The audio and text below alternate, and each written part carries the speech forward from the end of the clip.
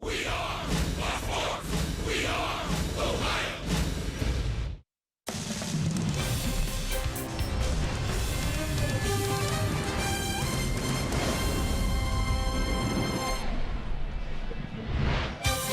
Opening day in Cincinnati is so big, what the heck? Let's do it twice. The Findlay Market opening day parade earlier today in Cincinnati. A couple of Reds players and Grand Marshals, our old friends Sam LeCure and Danny Graves. No one does opening day like Cincinnati. Part 2 coming up on the home of the Reds. Fox Sports Ohio as the Reds welcome in the Chicago Cubs. And hi again, everyone. Alongside Chris Wells, Jim Day. The Reds will try to put that National Series behind them. They welcome in their division rivals for a quick 2-game set. And if you like a guy that is a control pitcher that paints both sides of the plate, you're going to like Tyler Mahle. Well, no doubt about it. Jim, great to have you up here, by the way. This is a great thing to have you up here doing play-by-play. And Tyler Mahle, you know, you look at his numbers and you think, wow, this guy is really something. I'm always a little reluctant to start reciting the numbers of a young player when he doesn't have that much of a sample size in the major leagues, but this guy really has an idea of what he's doing on the mound. He knows what he wants to do, and that's four-seam fastballs, overhand breaking ball, occasional changeup. He can throw it by you right across the letters, and that's where he's going to live a lot. But of course, it all comes down to fastball command. On the offensive side, the Reds will be without Scott Schebler, who's been a hot-hitting Scott Schebler. Hit by a pitch on his elbow yesterday. He was originally in the starting lineup for Brian Price, but didn't react to treatment like they wanted, so he was scratched from the lineup. Brian Price does say it's not serious. He is available off the bench. Adam Duvall will make the start in the outfield today. As far as the Chicago Cubs, 3 straight trips to the NLCS, a World Series title mixed in there, and it's the same cast of characters. Well, how do you get better if you're the Cubs? Well, you go out and you try to improve the bottom part of your rotation, and that's what they were able to do with Tyler Chatwood. But you see what they did last year? They still won 92 games. They just didn't get to the World Series, so I'm sure that they let down a lot of Cubs fans out there. They did lose guys like Arrieta, Wade Davis, John Jay, and John Lackey, but they added the pitcher tonight. They've added Yu Darvish. Brandon Morrow is their closer. Steve Cishek is that sidearm right-hander that gives those right-handers fits out of the bullpen. So I think they've gotten stronger, but, you know, this is a solid ball club. They're going to play pretty good defense. Chatwood is naturally going to be better than he has been because he finally gets out of Denver, where, you know, a pitcher hates to pitch there. So we'll see what he's got tonight. The one thing about Chatwood, you've got to make him throw strikes, because if you give him a chance, he can get wild. A lot of expectations as he makes his Cubs debut. It's the Reds and Cubbies coming up on Fox Sports Ohio, and on the other side, a reversal of fortunes. Jeff Picoro has that story.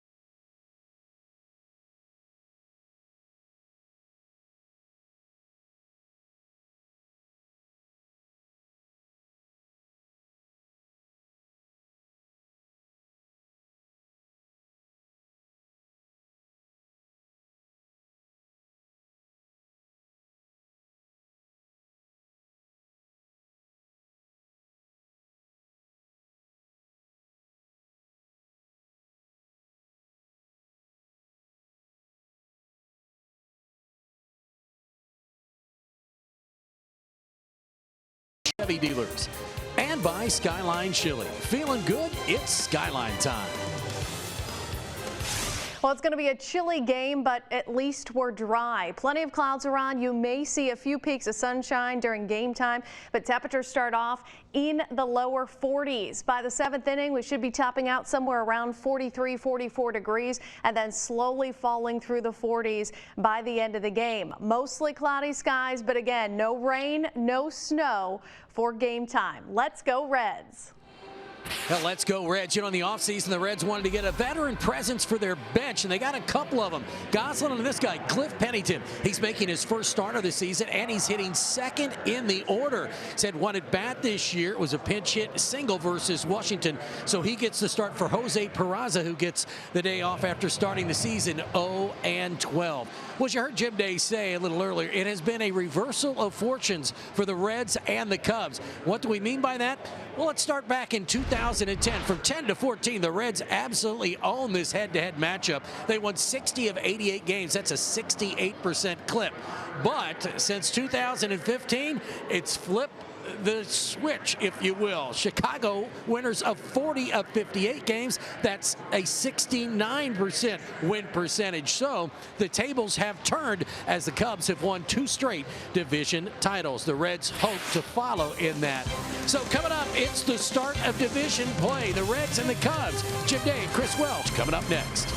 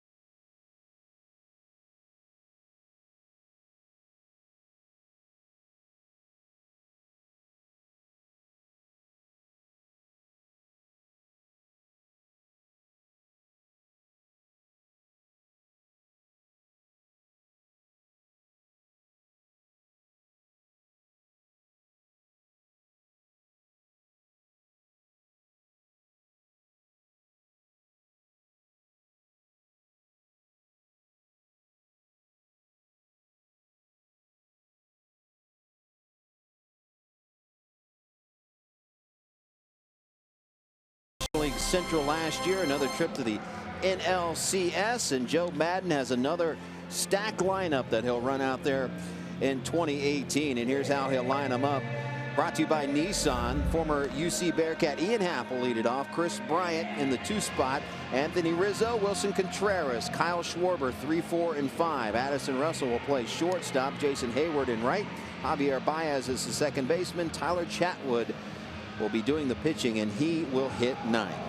On the mound for the Reds, making his first appearance of 2018, and a lot to like about Tyler Mahle. Well, for the second day in a row, the Reds are going to run out a very young pitcher. Just 23 years old is Tyler Mahle. The Reds have had him since they signed him out of high school in Westminster High School. That's near Huntington Beach, California. And he's a guy that really is much more mature than his age would let you think. He had a nice run of it last year, but he has a pretty good idea what he wants to do. He's got good control, a nice repeatable delivery, curveball that goes over the top. That's a good one, and a changeup as well. But I think for the most part, he just has a lot of confidence in himself and his stuff. And he's the kind of pitcher I don't think he's trying to do too much, and that should really help him against a power pack lineup like the Chicago Cubs. He raced through the system last year. IGS bringing the energy at AA Pensacola, 7-3, 1.59 ERA. Went up to AAA Louisville, impressed enough to get a call to the big club. And look at that ERA in 4 starts, 2.70. And he had a perfect game in the minor leagues to boot along the way. So the righty will go to work against Ian Happ. And all Ian Happ did was start the Major League Baseball season, 1 pitch home run, first pitch in all of baseball. Here comes the first pitch from Malley. It misses up and away, and we are underway. Kerwin Danley calling balls and strikes behind the plate. Game time temperature 44 degrees, just how we like it. Swing and a miss by Happ. And here's that aforementioned Ian Happ home run. First pitch in the entire Major League season. Against the Marlins, and out of here. 2017 was the year of the home run, and the commissioner's office was probably watching that pitch thinking, here we go again. Well, that's not here we go again for Ian Happ. Ever since that home run, he has really struggled. That batting average now down 0.77. Yeah, he's 1 for 13, and that one hit, that home run you just saw. Counts 2 balls and 2 strikes to Happ, former UC Bearcat. Count's gone full. Happ coming off of a season, 253, 24 home runs, 68 RBIs in 115 games. And this Cubs team, after losing Dexter Fowler after their World Series team of 2016, searching for a leadoff man. And so far it's been a mixture of Happ, who draws a walk,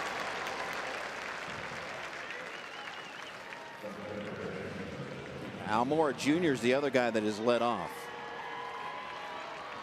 Well, if you look at the very bottom of this chart right here, we're looking at the number of strikeouts and the number of walks. So he made 3 levels last year, AA, AAA, and then the major leagues. And as is normally what happens, strike zones are smaller up here. He struggled a little bit with his bases on balls. But, you know, for a guy that aims at the top part of the strike zone, you know, you still have to get it down low enough to be a strike, but high enough to keep it out of their wheelhouse.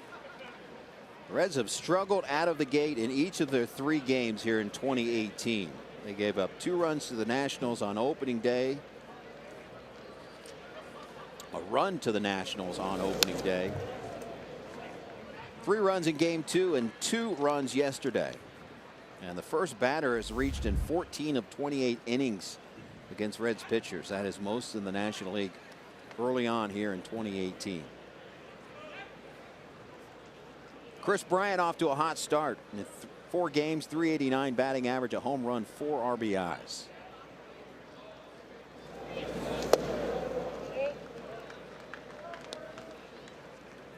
And Bryant coming off of a season, which you looked at his numbers and surprising.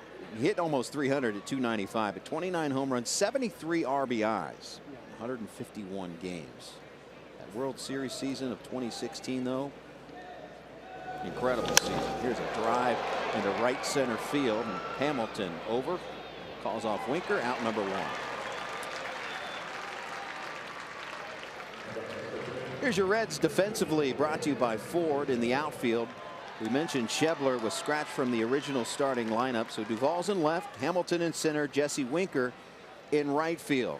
On the infield, Suarez. Cliff Pennington making his first start in a Reds uniform. Scooter Gennett off to a hot start at the plate. Votto, and hanging the signs for Tyler Malley is Tucker Barnhart. And here's Anthony Rizzo.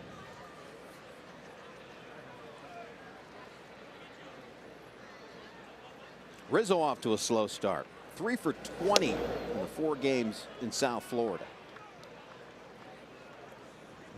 But don't expect that to last. Well, you hope it lasts at least for the next couple of games until he gets out of town. He's always been a very tough guy for the Reds to face. And you can see what the strategy here is of the Reds of trying to pitch him inside, take a little bit of that power away from him. Mahle is one of those pitchers that is comfortable pitching to that first base side of home plate. That's a tough spot for a lot of right-handers to get the ball. And the Reds will shift around to his pull side. The count's 1-1. Cubs first baseman.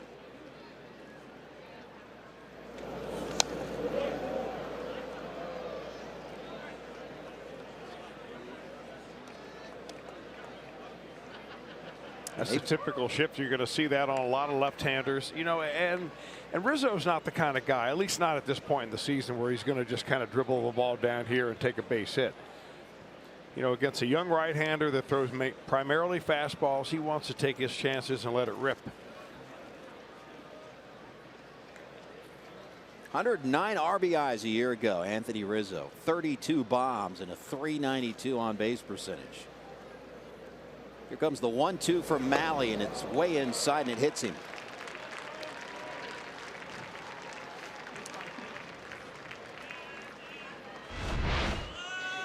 Well, you hate to see it happen, especially on a breaking ball right there. The idea of a breaking ball a lot of times with a righty pitcher and a lefty hitter is to drop that ball figuratively on the back foot of the hitter. Mahle may have taken that slightly too literally at that point and got himself in a little bit of a jam right here. Well, we talk about Mahle's control, but so far here in the first, struggling. A walk and a hit batsman. And Anthony Rizzo is used to getting hit by a pitch. He led all the National League being hit in 2017 24 times. Was hit 30 times back in 2015. So again, going along with your philosophy of how teams attack him, trying to bust him inside. Wilson Contreras, cleanup hitter for the Cubs. And you don't see many catchers in the cleanup spot. But he hit cleanup most of spring training and will hit mostly there this season, according to Joe Madden. 1-1 pitch. Check swing, and it catches the outside corner. Or am I not allowed to say check swing? Well, that's really what he did. I mean, we're not going to be too technical up here. We'll let the umpire sort that part out. All Strike right. or ball. I got you.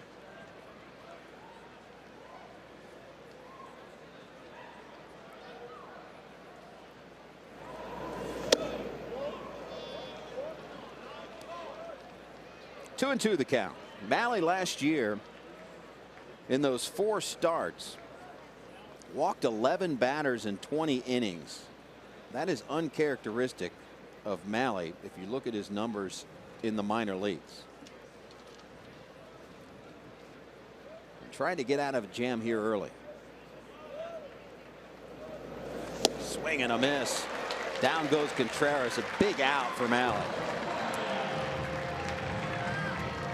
He's going to get a lot of swings and misses upstairs in the strike zone. This is the one thing that really jumps out at you when you watch him even warm up in the bullpen. That ball has a little extra life when it gets halfway to home plate, just kind of takes off on you a little bit. Some pitchers are better off down in the zone because their spin rate is less. The ball sinks for them.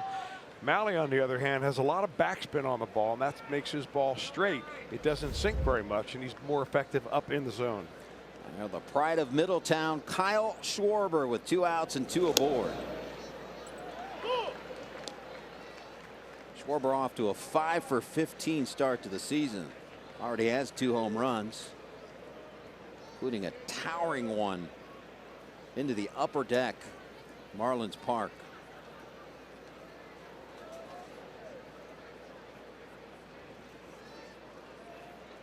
Oh, 1 pitch. Schwarber had an interesting season last year. Hit just .211. He did have 30 home runs, 59 RBIs, but it got so bad at one point they sent him to AAA to get it sorted out. Well, of course, he missed the entire previous season, except for the postseason where he was a hero due to a horrific knee injury. Lays off one outside. He's trying to creep his way into the Reds killer category. Schwarber in 24 career games versus the Reds. .337 hitter. Slash line of .337, .433, .596. 7 home runs, 20 RBIs. 1-2 pitch.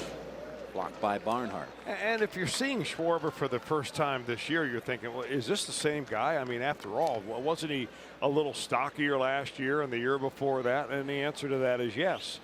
He made a big effort over the winter to slim down a little bit, become more athletic defensively when he's playing left field.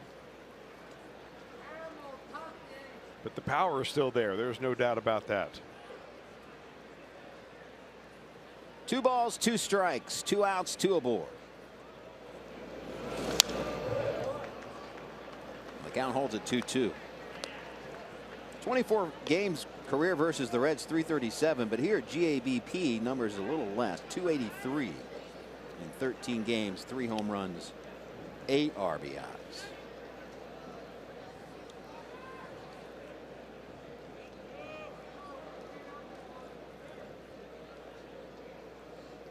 Malley trying to keep the Cubs off the board. Here in the first, swing and a miss. Back-to-back punch-outs by Tyler Malley, and he leaves 2 stranded. Scoreless at Great American. Reds coming up.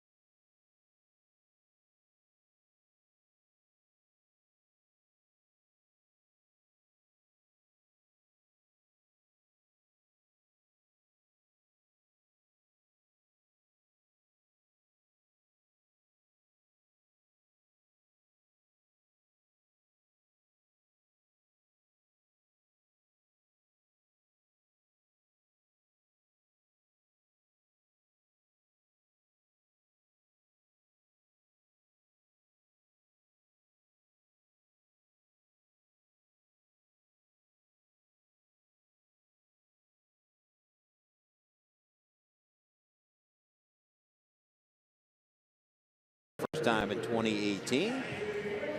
And here's how Brian Price will line them up today, brought to you by Nissan. Jesse Winker back in the leadoff spot today. Cliff Pennington making his first start in a Reds uniform. 3, 4, and 5, Votto, Jeanette, and Suarez. Adam Duvall in left. Tucker Barnhart hanging the signs. Billy Hamilton will bat 8th today, ahead of pitcher Tyler Malley. Tyler Chatwood signed a 3-year contract in the offseason with the Cubs, making his Cubs debut. Well, the Cubs feel like they may have bought on the low side with Tyler Chatwood. And they figure that just by getting him out of Denver and that thin air out there in Colorado, he'll automatically get better. He lost 15 games last year, but if you examine the numbers really carefully, he was much better on the road. And that's where the Cubs are banking that he's going to see some improvement. A little tough on a pitcher to pitch in a home park called Coors Field. Although Wrigley in the summer is no walk in the park when that wind is blowing out. Speaking of that road ERA. Yeah, the earned run average is on the road, and this is where he kind of stood out, and it was somewhat of a no-brainer for somebody to try to grab him and get him out of Coors Field. But the one thing that continues to plague him is control. I mean, for a guy with a good arm, and he's got a very good arm, and he's now, what, 28 years old. He still has a problem getting the ball in the part of the strike zone where he wants to. He's run the count to 3-1 to Winker. And he walked him. It's one thing you're going to see out of Jesse Winker. He'll work the count. He'll give you a professional at bat and draws a leadoff walk. And here's Cliff Pennington. One plate appearance so far this year for Pennington. It was a hit. You know, this is where Pennington can afford to be aggressive. He's got to figure, and Chatwood doesn't want to get behind him, not with Votto in the on-deck circle. Go ahead and let her rip at that first pitch if you get a fastball. Switch hitter looks at one inside. Not even close.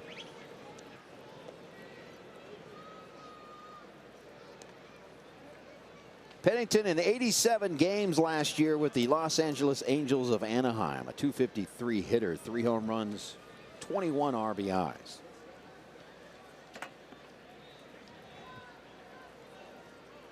He's faced Chatwood twice in his career, 0 for 2.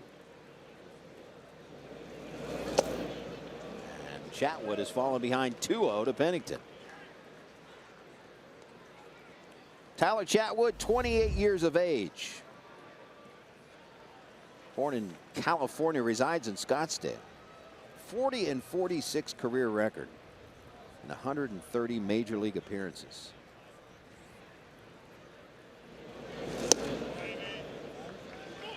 Counts 2-1.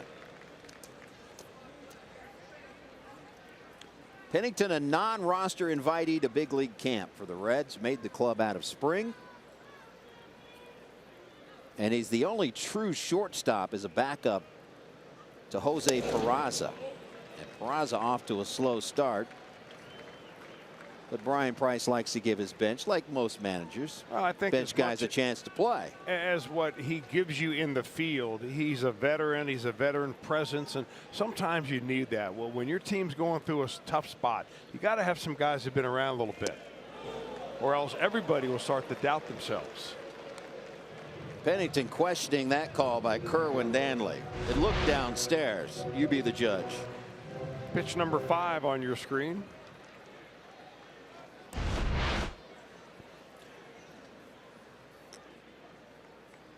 So the count's gone full. Winker taking his lead from first, and here comes the payoff pitch. There goes the runner from first, and ball 4. Back-to-back walks. And here comes Votto. Well, the Cubs, when they looked at the rotation, they figure, you know, if you're at the back end of the rotation, it's sometimes going to be 7 to 10 days from the time that you last pitched in spring training to the time you finally get on the mound during the regular season. With Chatwood, they had him stay around and pitch a game in the minor league complex just about 5 days ago. So he's pretty close to being on regular rest. So if he's got control problems, you can't blame it on lack of use. Votto a hit in all 3 games to start the season. And he's been first pitch swinging a lot early on. And he did right there. I'm wondering if some of that has to do with the caliber of the pitching that the Reds have faced so far. Guys that like to get ahead, throw those first pitch strikes. Plus, also, when you're talking about guys like Max Scherzer and Steven Strasburg and Gio Gonzalez, the tough left-hander, those are pitchers that you don't want to get behind in the count to. And, you know, Scherzer can put you away with any number of pitches. The same for Strasburg. And I think that's one reason probably why Votto was more aggressive than normal. Reds have swung at the first pitch 42% of the time this season. 3 games in. It's the highest rate in the National League. The National League average so far 29%. Check swing, and down goes Votto. 3 pitches to Votto, and good night. Boy, pretty amazing, really. All of a sudden, Tyler Chatwood was able to turn it on. And through 3 quality pitches, good little comeback action on a 2-seamer right there, and he freezes Votto. Really nothing to do with it. So 1 out, and here's Scooter Gennett. Off to a blistering start. In 3 games, 7 for 13. 538 clip. Grounder right side. He gets through. They're going to hold Winker at third base as Hayward has a gun. And a good thing, because Hayward not only gets to the ball quickly, he's got a cannon. The bases are loaded for Eugenio Suarez. Well, he was playing fairly shallow. He got a good jump on this ball, did Hayward out there. And the other thing is that the Reds aren't exactly lightning on the bases, except for Billy Hamilton in this lineup. There aren't a lot of guys that can, you know, maybe Duvall is a little bit above average, but the guys on the bases right now, you got to be very careful and conservative sending them to home. Scooter Gennett now has a hit in all 4 games this season. It's a situation to get Suarez going off to a slow start. 2 for 11 so far. Does have a home run and 2 RBIs. Fresh off of that 7-year contract extension for the Reds' third baseman. Bases loaded, 1 out. Back to the backstop. Winker will hold up though as Contreras. That ball bounced right back to Contreras and heads up by Winker by putting the brakes on.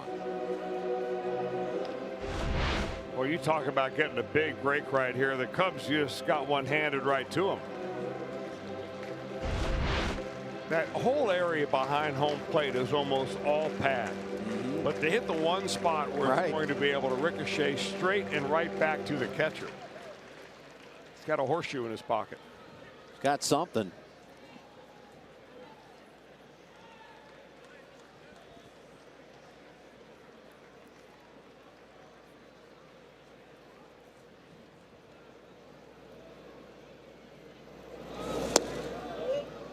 Two and 0.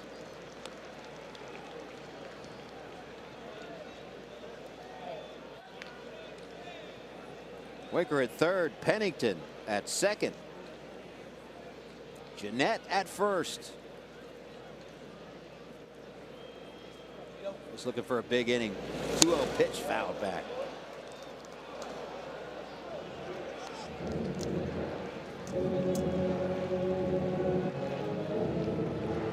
Well, you see the percentage of ground balls, 58%. That's a lot.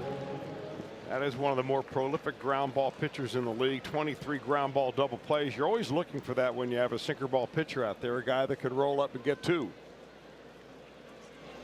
Here comes the 2-1 swing up the middle. 1 and 2, and that is a huge double play. Bases loaded, 1 out. Reds get nothing. Off to the second inning we go.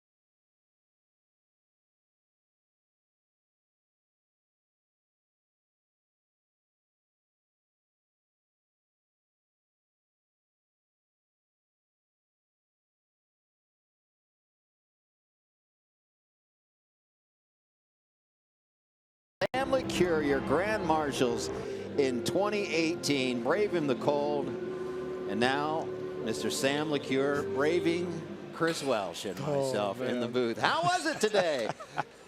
Oh, it was good, man. It was really cool. You know, you just don't get the idea when you're down here on the field going through the festivities that are going on here. You don't understand that that's what's going on out there, and to see all the people lining the streets and, you know, all the effort that goes into that stuff. There's a strike from Maley. How was that? Very nice. I'm practicing. Hey, there's some passion out here for Reds baseball, isn't there? I mean, you really get that when you're going down, you know, Vine Street, and it's just incredible. The throngs of people that come out, they're all wearing red gear. It's really some kind of day. Yeah, it's neat. Like I said, I had no idea. You know, I'd heard that it was a pretty historic deal, and, you know, had been around for quite some time. Check swing by Russell, strike 2. Nice job. He's getting it. For those that don't know, that may not know, Sam LeCure is going to be joining us on Reds Live pregame and postgame. Also going to be calling some games on the radio with Marty and some yours other dude. and twos truly. Yeah, man, I'm looking forward to that. There's, you know, it's a lot of exciting stuff. I'm not going to lie to you. It's been different going down in the clubhouse and not putting on the white pants and all that, but.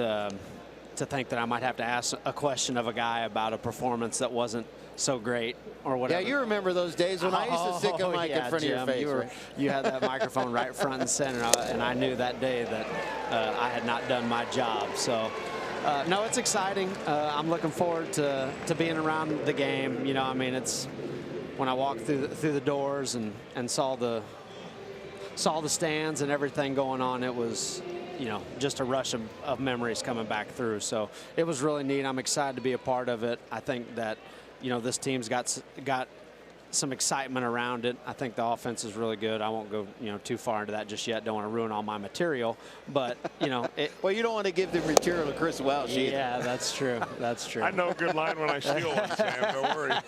That's right. Hey, Tyler Mahle's got it working right now. 3 straight strikeouts. Yeah, I liked him, and you know, I did my homework in spring training. I was paying attention. I like that he's here. You know, it seemed like a little bit last year that there were guys that weren't competing within the strike zone, and it seemed like this guy's a strike thrower. I think Sal Romano is one of those guys. You know, you're really not giving yourself much of a chance if you're not competing in the strike zone, and especially in this ballpark where, you know, 1 walk and 2 walks turns into a 3-run homer very quickly. So I think he's going to be good. We'll see. You know, it's early. You guys both know it's a long season, but you know, if he's competing within the strike zone, he's confident in his abilities, and I think he's ahead of the game as far as that goes. You've also got to like his pace. I mean, he gets the ball and he's ready to go. He's not one of these guys that's kind of fiddling around with every pitch, taking a lap around the rubber, you know, to try to get himself ready. He's rocking and firing. Yeah, I wonder if that's not just some of the, you know, things they're implementing in the minor leagues where, you know, that pitch clock is, you know, 20 seconds. I think I saw this year it was 15 seconds or something like that. Maybe they're, you know, maybe they're learning it, and maybe, you know, those pace of game changes are on the horizon, you know, maybe sooner than you think. As you know, that stuff is easy to do when you're going well. When you're going bad, you want to slow it down. Yeah, you want to take the time. That's no doubt. But no, it'll be exciting. Yeah, he's good. I think, you know, I wish there was more people in the ballpark. You know, I understand that, but, you know, being my first time back in a big league ballpark in a long time, it just, you know, you want to see it full. You want to feel the energy. But, you know, you got to earn it. There's no question about that. You got to earn everything in life nowadays. 2-2 pitch to Hayward. Misses downstairs, and we've gone full. A lot of Cubs fans in the crowd. We've grown used to that, but you know what? They may wear blue, but their money is green. Come on in and support the payroll. Payoff pitch. Strike 3 called. That is 4 in a row now by Mahle. Back-to-back strikeouts looking. I guess you'd call this easy gas because he doesn't really look like he puts a lot into it. Mahle does.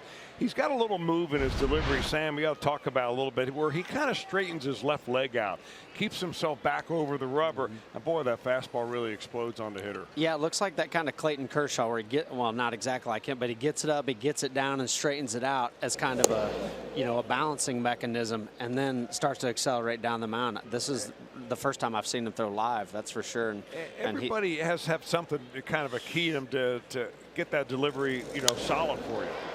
Yep. Everybody's got their little ticks. You had one. Mine was similar to that.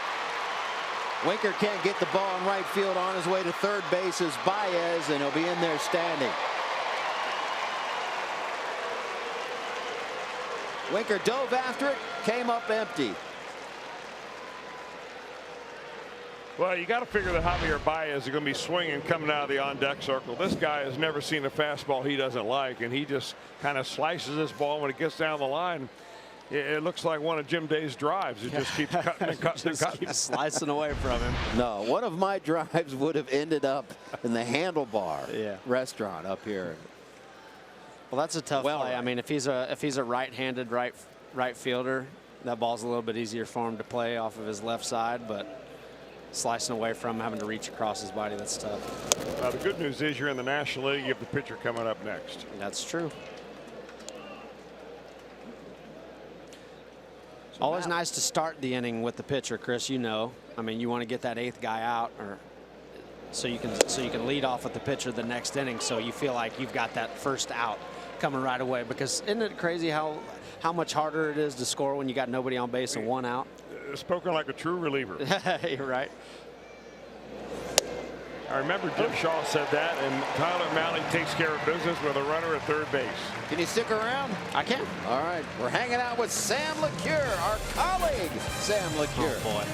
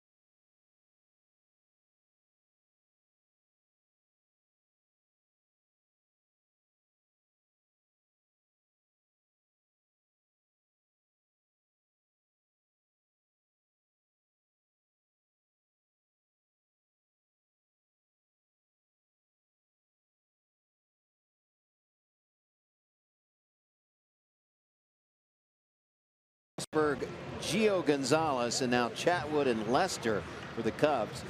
Reds have been running out Bailey, Castillo, Romano, Malley, and then Bailey again. Mostly young pitchers in there. It's kind of Homer and the kids, and you look at the difference between starts and the record and the win percentage. Advantage the other side, but getting these Reds pitchers' feet wet in the major leagues, that's the way that you build guys like this. That's right. I mean, I think so. Those guys were a young player in this league before. I mean, I think it's been pretty well chronicled. Max Scherzer, I had a chance to play with Max in high school. We grew up in similar areas. I mean, he wasn't the Cy Young award-winning ace that he is now. You can only learn that stuff through experience, and that's going to be key for this young pitching staff here for the Reds to learn from their mistakes, learn from their experiences. And, the more success they have, the more they're going to believe in their stuff. And I think the better off it's going to be for the team. We're visiting with Sam LeCure, the former Reds pitcher, who's going to be joining us here on Fox Sports Ohio this season. Some pre and post game work. You'll also hear him on the Reds radio network later this season. Scary. You're going to be alongside Martin Brennahan. Who's that? No, that'll be fun.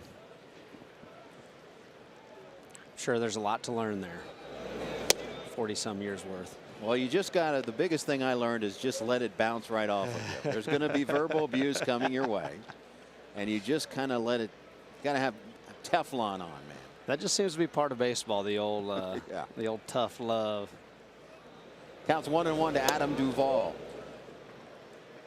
It's Duvall, Barnhart, and Hamilton here in the home half of the second. Scoreless game, Reds and Cubs.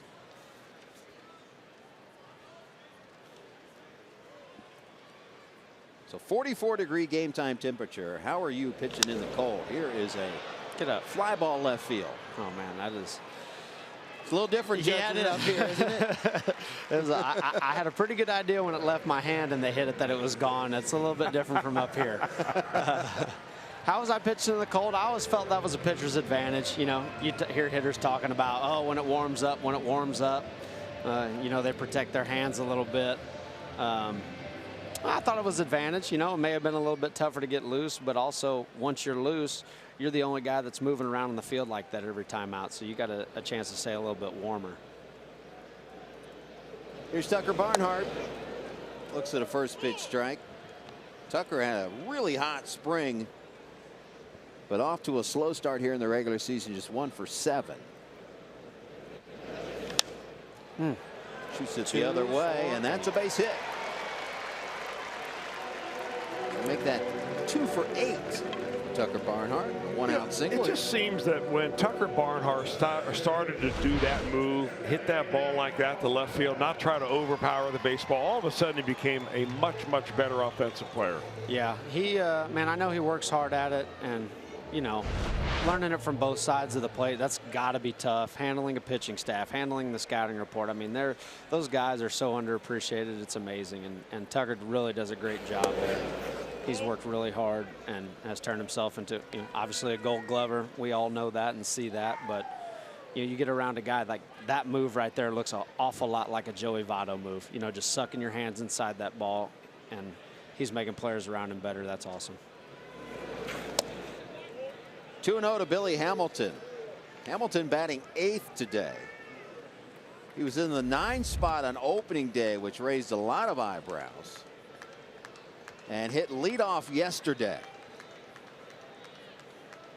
Delivered an RBI double yesterday in the 8th for his lone hit of the season. He's faced Chatwood in his career 6 times. Billy 3 for 6.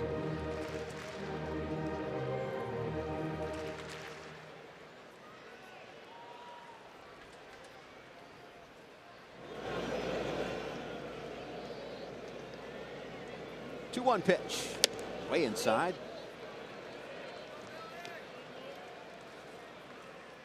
Chatwood has been all over the map here. Walked the first 2 batters of the game. A huge double play to end the first. The Reds had a chance to bust the game open. Bases loaded, 1 out, and failed to score.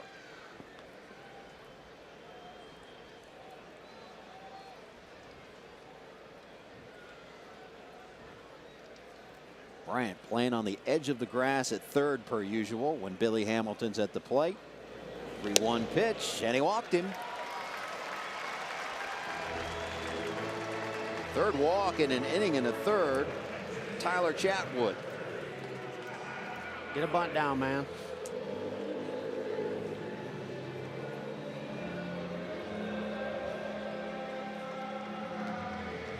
Well, the one thing he's doing is getting up in the front of the batter's box, which is the first thing you're told to do when you're up there to sacrifice. Gives you a little more fair territory to use. Gets it down. Charging is Rizzo. His play will be to first base. Nicely done. Very nice, man. That's tough. You know, I was talking to somebody a little bit earlier. It's not easy to bunt, period, when, you know, when a guy's throwing a 92-mile-an-hour sinker at you, but when you got Anthony Rizzo barreling down on you and that's the direction you maybe are trying to bunt the ball, it'll get you a little nervous. That was a nice job. That's about as good a form as you can get. You notice that the bat head was higher than his hands. He kept it on a good angle the whole time. He didn't, you know, square completely around, and he kind of kept the strike zone under control there. Well, yeah, it's like you said, Chris, getting up in the front of the box, putting your bat head at the top of the strike zone so you know where the top of that is, and anything below that you can go down on and get the top part of the ball and get that thing on the ground right away, because that's what the runners are looking for. They're looking for that ball to go down so they can get their jump. You know, ball's up, popped up in the air, they got to pause and see if somebody catches it or not, and then the infielders can play tricks on you, act like they're going to catch it, and they end up with a double play. But that was a nice job. Guys looking for a 2-out knock from Jesse Winker. First pitch strike.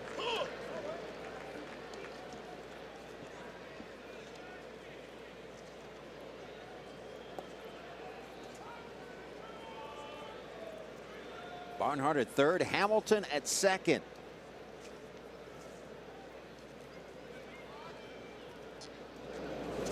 Swing and a miss, swung right over it.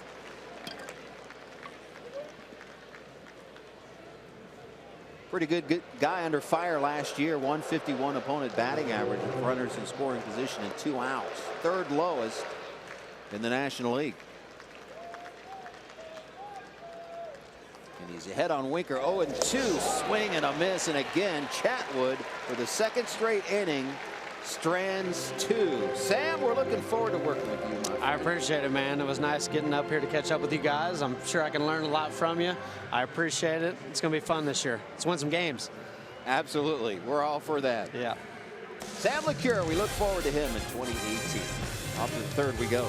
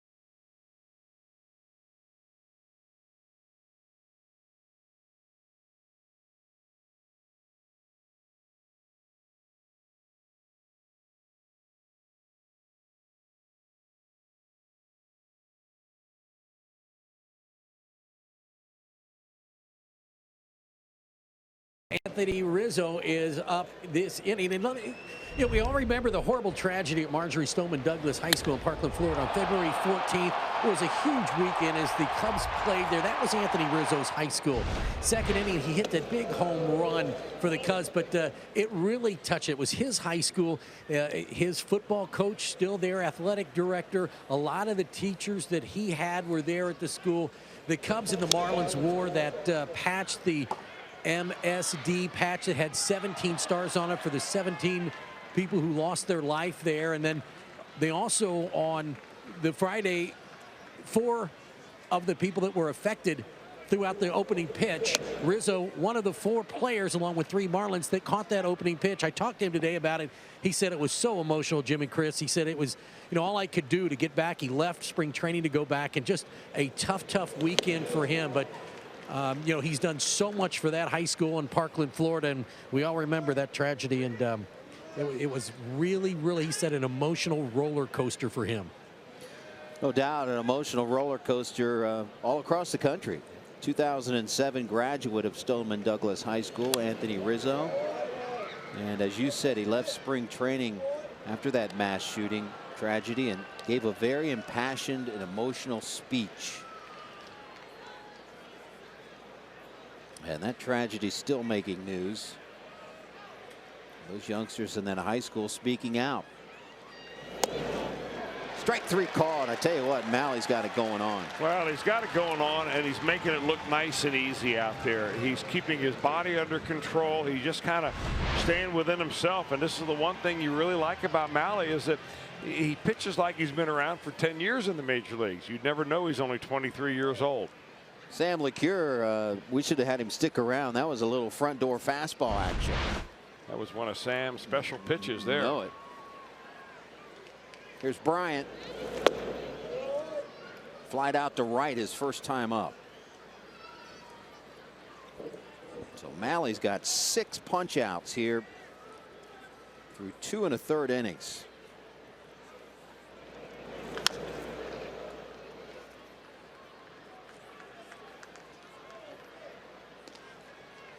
Chris Bryant, now 26 years of age. Product of Las Vegas. 2015 National League Rookie of the Year, 2016 National League MVP. In the air, right field. Winker goes back, now comes in and makes the catch. Misjudged the ball initially, went back on it, recovered, and went to the turf to make the catch. One of these line drives that is almost right at him, and outfielders will tell you that those are the most difficult of all to figure out how hard they're actually hit. First thing you do when Chris Bryant swings the bat is you normally would take a step back. Because of his prodigious power, he was able to recover. And now Rizzo standing in the way of a 1-2-3 inning, and here's a drive to right. Winker got it. So the first 3 up, 3 down inning for Tyler Mally, scoreless at GABP.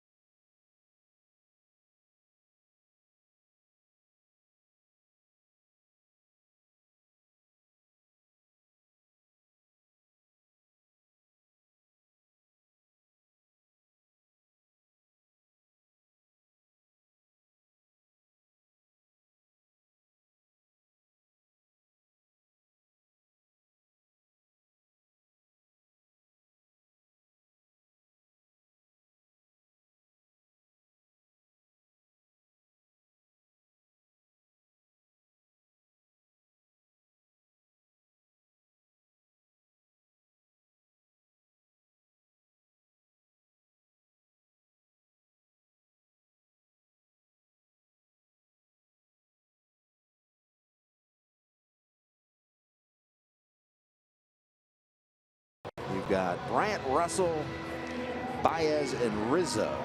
A battery of Wilson Contreras, Tyler Chatwood.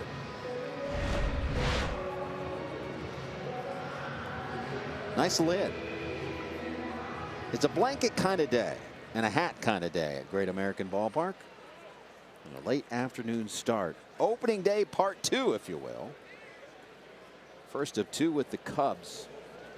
And Tyler Chatwood will get Pennington, Votto, and Jeanette here in the bottom of the 3rd. Cliff Pennington walked his first time up and was stranded.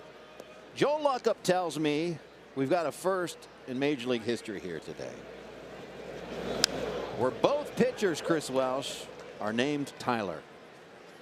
The first time it's ever happened. I thought we were going to do a stat cast on that. And now you break it out here early in the ball game. Disappoint Josh Hall tremendously with that. You're going to have to blame Joel Luckup because I only read the cards he hands me. I did pose that question earlier, and he was able to come up with that answer. I'm impressed. Joel, I am more impressed than ever before, maybe, with that one. Now, no fighting up here. I'm sitting between these two gentlemen. No fighting up here.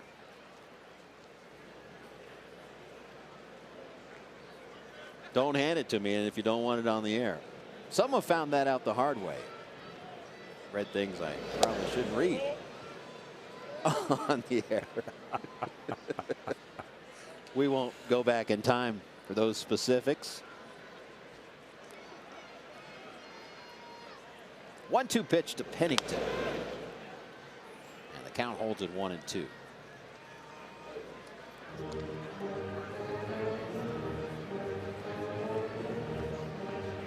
Tyler Chatwood making his Cubs debut. And he has worked out of a couple of jams. He stranded 2 in the first, got out of it with a big double play ground ball. Suarez. And struck out Jesse Winker with runners on second and third and 2 outs last inning.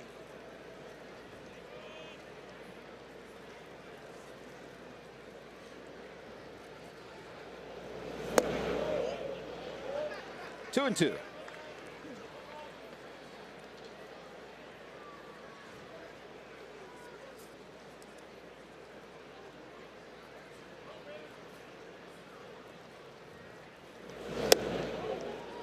And we've gone full.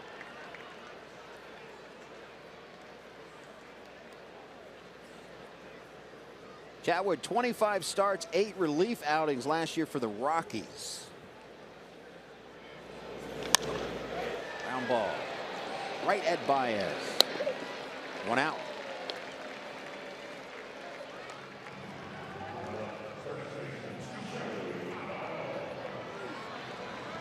And now Votto, who saw all 3 pitches his first time up, as he was a strikeout victim.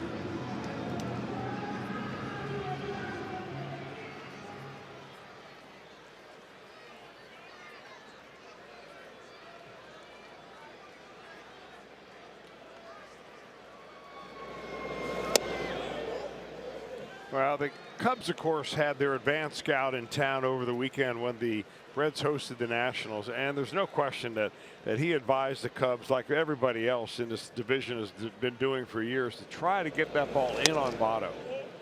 Now, getting it in there is one thing, but I mean, trying to get it in there is one thing, but actually getting that job done is a very difficult thing to do. He was able to do that, however, Chatwood, really well the first time up.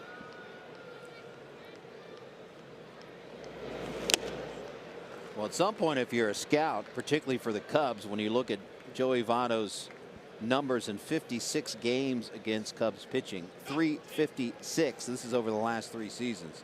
356 average, 12 home runs. So the scout's saying, I don't know how you get him out.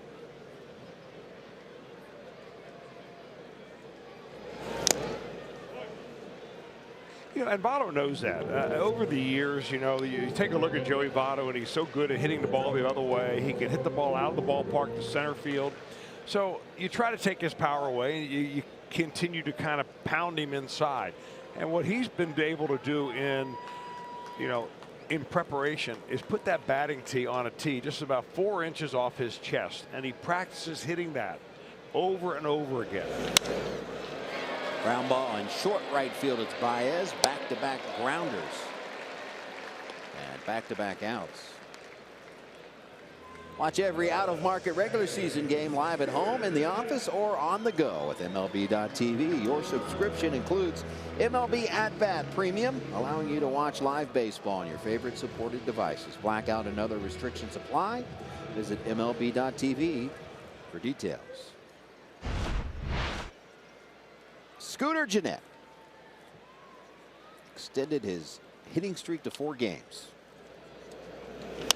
In the first, tapper foul.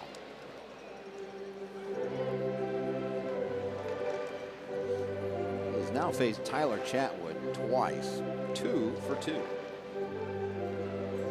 in his career, and 2 walks.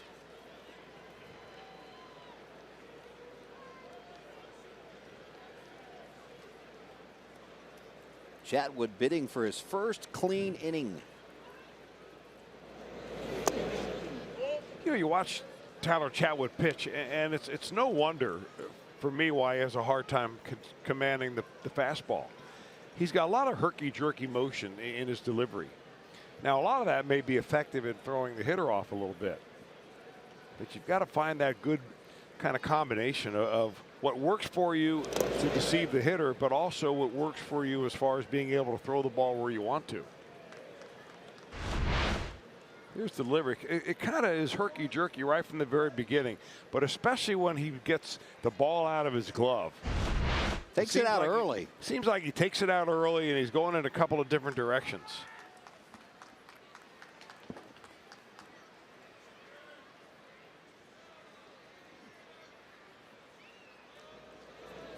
Two-one pitch. Another grounder to second. Underhand flip. A 1-2-3 third for Tyler Chatwood. We're scoreless, Reds and Cubs.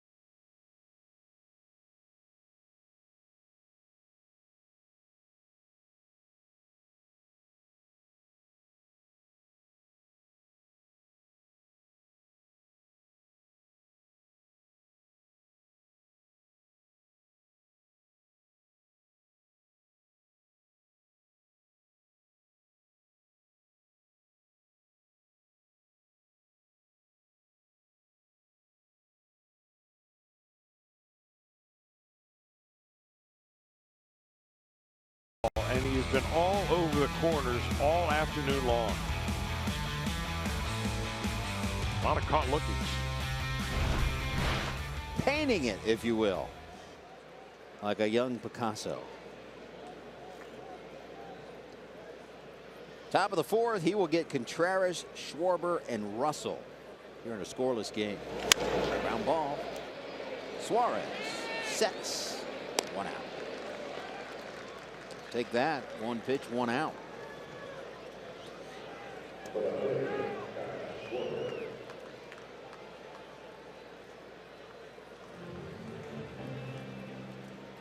And now Kyle Schwarber, he was a strikeout victim to end the first.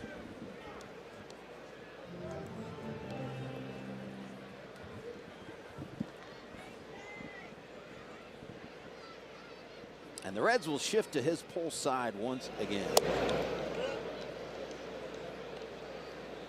Well, they'll shift the three of them to the right side, but they'll keep the third baseman right here. You see where Suarez is going to stay right in the same spot, just to make sure that you don't give an easy at-bat away or an easy base runner away by him laying a bunt down. And Suarez playing at the edge of the grass. Now he'll back up. The count 1-1. Swing and a miss. Took some off at 82.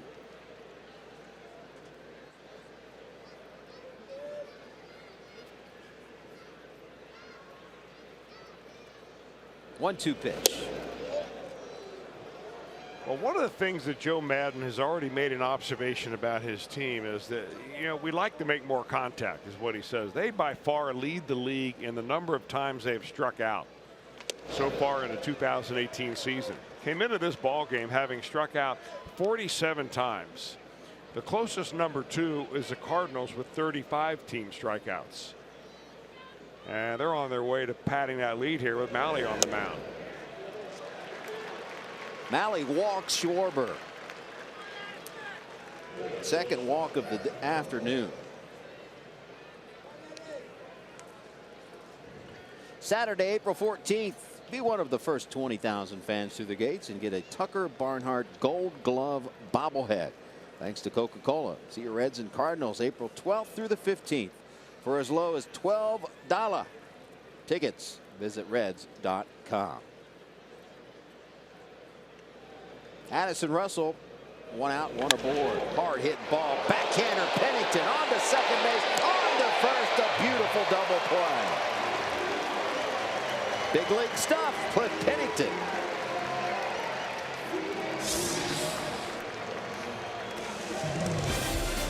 Pretty.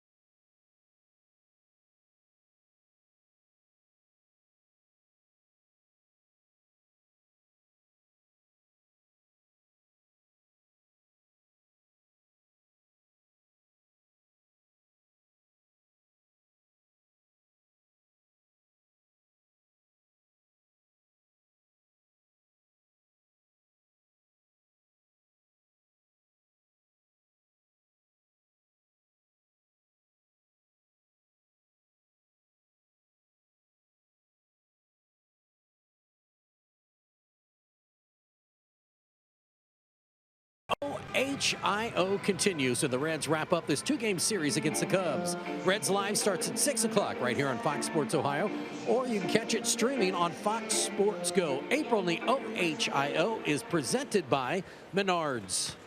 And of course, guys, today the Findlay Market Parade, and Sal Romano and Cody Reed got to be in the parade. I was talking to both of those guys. They really enjoyed it. Sal Romano said, I could not believe how many fans showed up in this weather to enjoy it. Drive center field off the bat of Eugenio Suarez over the head of Happ. Suarez on his way to second base. He's got eyes on third. Here he comes.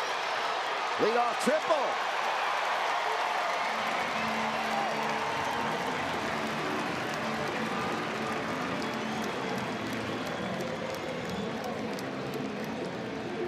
Sounded so good coming off his bat. I mean, he got a breaking ball that was hanging right there. Sweet part of the bat. And only the cold weather is what kept that ball from leaving this ballpark. Happ had trouble coming up with the baseball, and Suarez recognized it and went on to third base. So one sitting 90 feet away for Adam Duvall. Ground ball. This will get the runner in from third base, and the Reds have the 1-0 lead.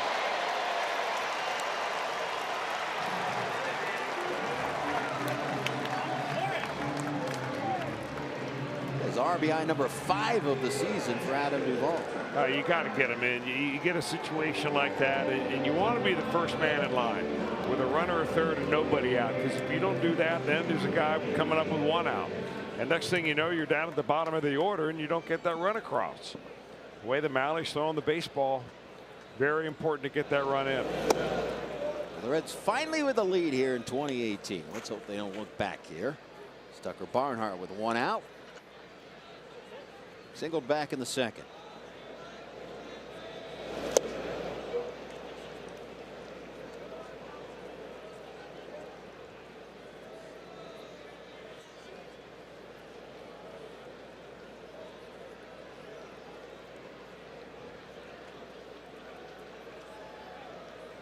Oh, 2 pitch. Strike 3 call.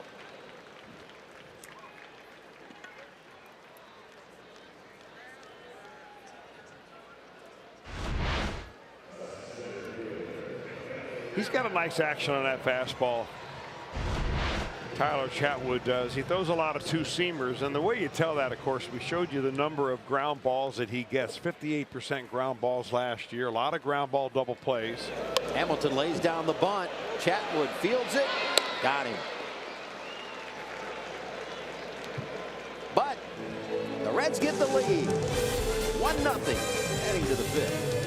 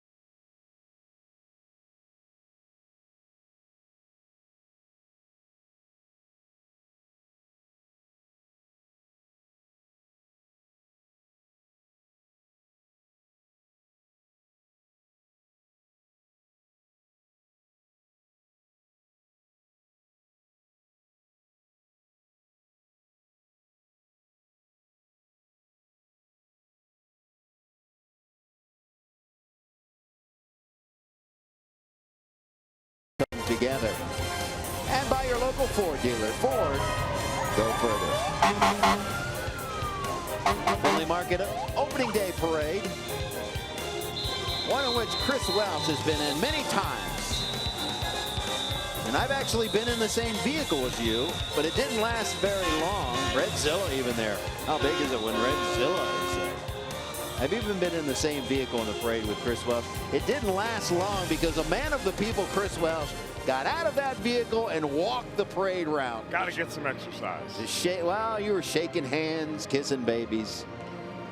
It's a great day. It That is a Friendly great Market day. Parade, great day. Unfortunately, this year did not happen on the Reds opening day, but still a very, very festive day for Cincinnati. The 99th edition.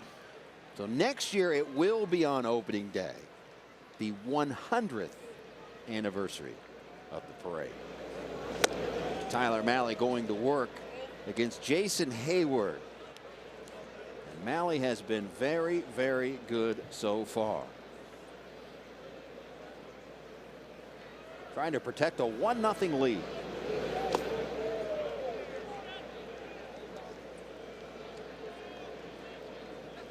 Well, for a guy with 6 strikeouts through 5 innings, he's been very efficient as well. Fewer than 65 pitches. Outside corner for a strike.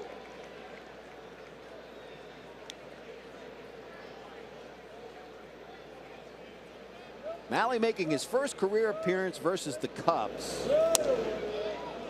Again, paints the outside part of the plate. I mean, get that number 7 detail brush out and get it right on the edge. Evens the count at 2-2. You know, Hayward stands so far away from the plate. What that tells me is that he wants the ball away. Now, he doesn't want it on the corner. He doesn't want it 4 inches out, but he doesn't want to get jammed. That's why he's way away from the plate. There's a ball hammered into center field. Hamilton going back on the tracks. Got it. July or August, that's probably out of here. On a 44-degree day, warning track fly ball.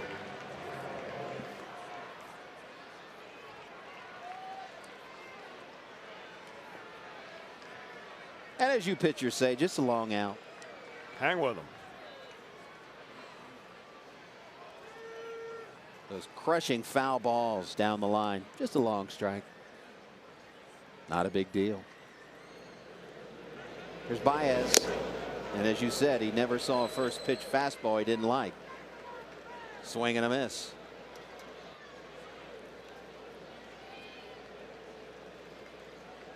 Baez triple his first time up.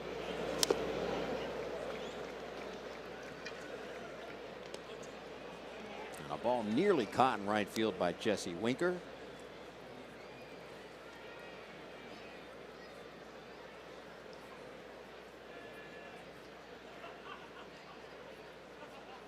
Malley ahead 0-2. Barnhart trying to frame it, but no, says Kerwin Danley. Boy, a teaser pitch that was so good it could have been a strike.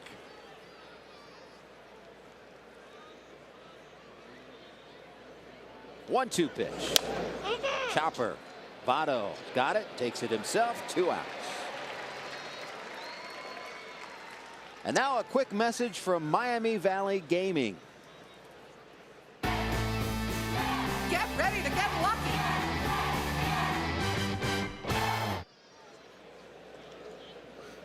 Two outs, pitcher versus pitcher.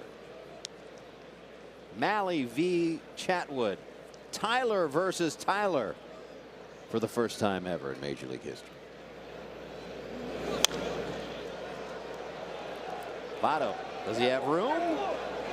He does not.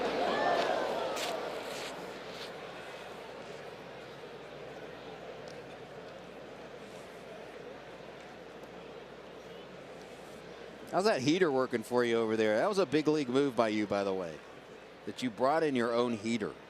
You know, before I went to spring training, I took that little portable heater, put it down in my basement, thinking I'd never have to use it again. I'm taking it with me on the road this trip. So it'll go along to Pittsburgh. You better believe it. That's a big league move, Chris Welsh. Can be a very cold ballpark. High above PNC Park, that press box. Second only to Washington, D.C., but you were up there amongst the wind. Check swing. Wow. Ring him up, Kerwin.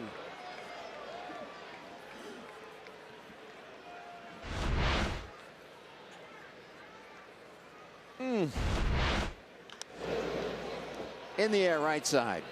Votto drifts into foul territory, and back-to-back 3 up, 3 down innings for Tyler Malley.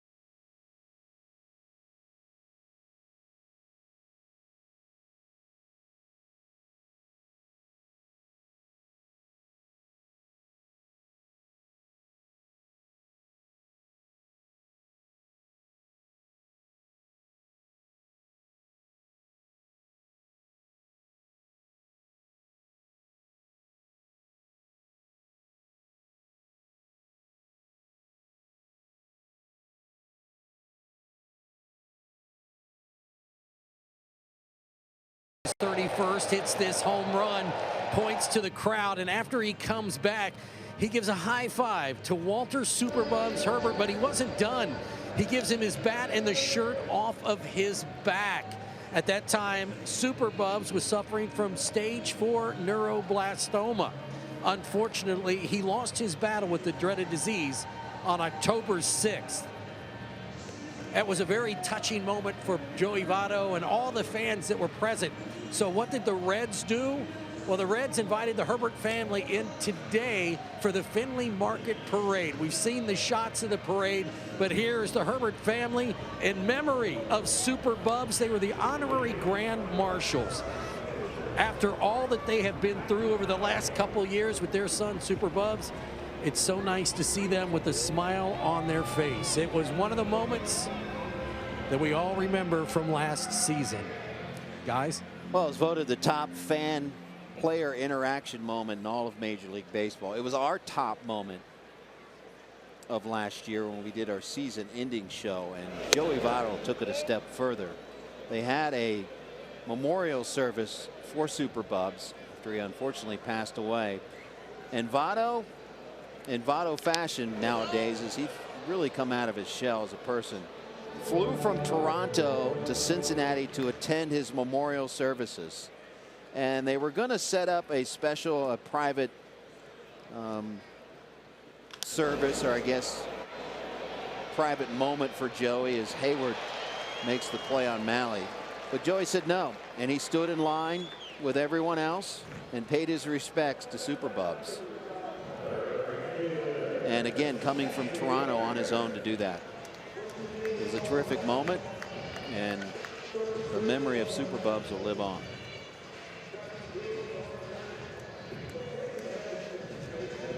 Here's Jesse Winker, 1 out. We are in the bottom of the 5th, 1-0 Reds.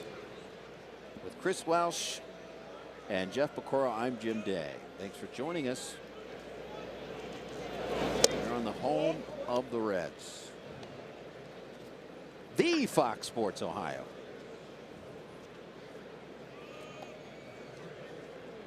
Winkers walked and struck out swinging last time up.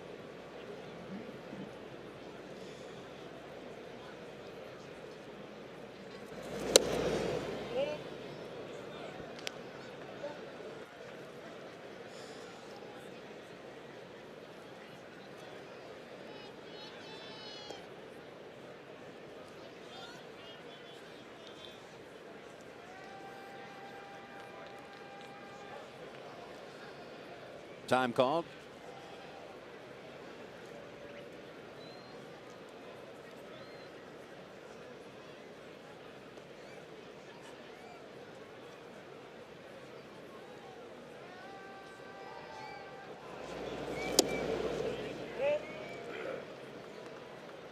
Chatwood's run the count to 3-0 to Winker.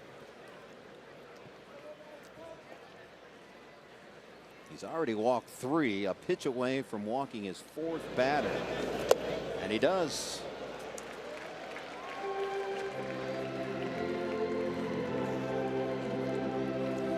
As you enjoy a Miller Lite, look forward to the Hold True moment later in today's game.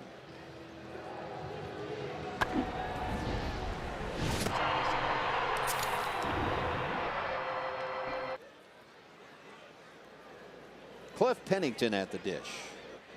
A walk and a ground out today. His first start in a Reds uniform. Ball gets by, and on to second base goes Winker. Well, I'm not sure really what happened right there. Contreras is normally a very good backstop. Probably was a wild pitch, breaking ball down. It may have caught the plate. No, it just got below his glove. That should have been easily gloved. That's probably it. They're going to give him a wild pitch. I'd call that a pass ball. I would have to agree with you right there, particularly what we've seen out of Contreras. Catchable ball. Reds will take it, though. Runner in scoring position now with 1 out. Well, Wilson Contreras has a gun behind the plate, and he likes to show it off a lot. And sometimes you'll see a catcher who does that. One hand the ball a little bit more, not in really great fundamental block the ball position. in order so that he can maybe grab the ball and fire off a quick throw to the base. Young man's got tremendous talent, and boy, he's still learning. And hitting cleanup. And a pretty good lineup. This is where I would expect, if I'm Cliff Pennington, I'm thinking, I'm getting a strike right here. Now, if Chatwood can actually throw the ball where he wants to over the plate, you're going to get something that you can handle with Joey Votto on deck.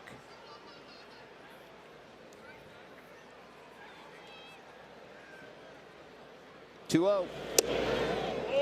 3-0. So 7 pitches delivered this inning from Chatwood, all out of the strike zone. I mean, and Chatwood's not just missing by a little bit. I mean, he's really all over the place. And another 4-pitch walk. Back-to-back variety. And this will warrant a trip to the mound by the pitching coach, Jim Hickey. Yeah, he's new this year. He came up from Tampa Bay. He was down in Tampa when Joe Madden was manager down there. And those that followed Madden around figured it was only a matter of time until Jim Hickey, who is a very good pitching coach, made his way to work for Joe Madden again. He worked under Madden 2006 to 2014. And a few changes amongst that coaching staff. A lot of changes, actually, for the Cubs this season. Hitting coach is now Chili Davis.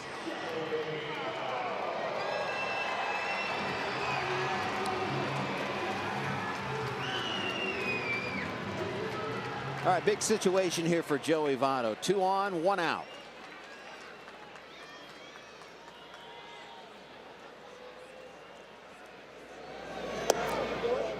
Ball 1.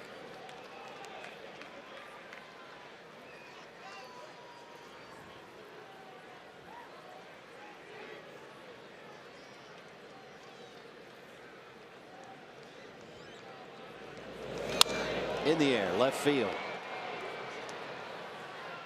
Schwarber's got it, 2 outs. Big out for Chatwood.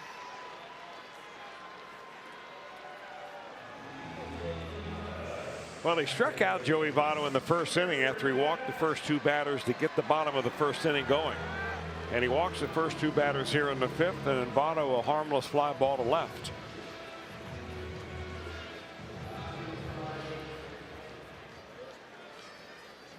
The Reds are going to do damage here in the 5th. It's up to Scooter Gennett.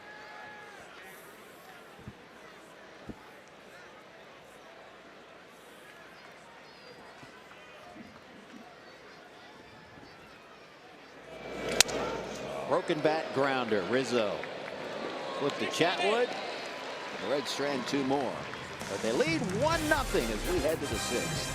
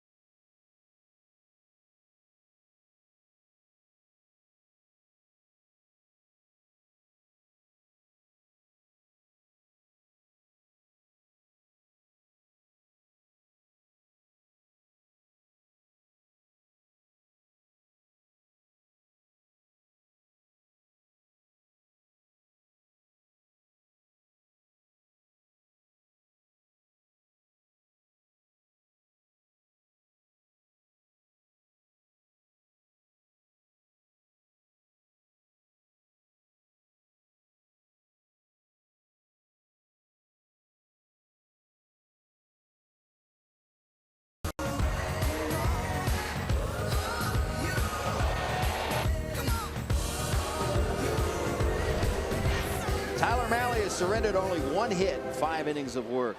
Does have 2 walks on the board, but a career high 6 strikeouts. 75 pitches through 5 innings.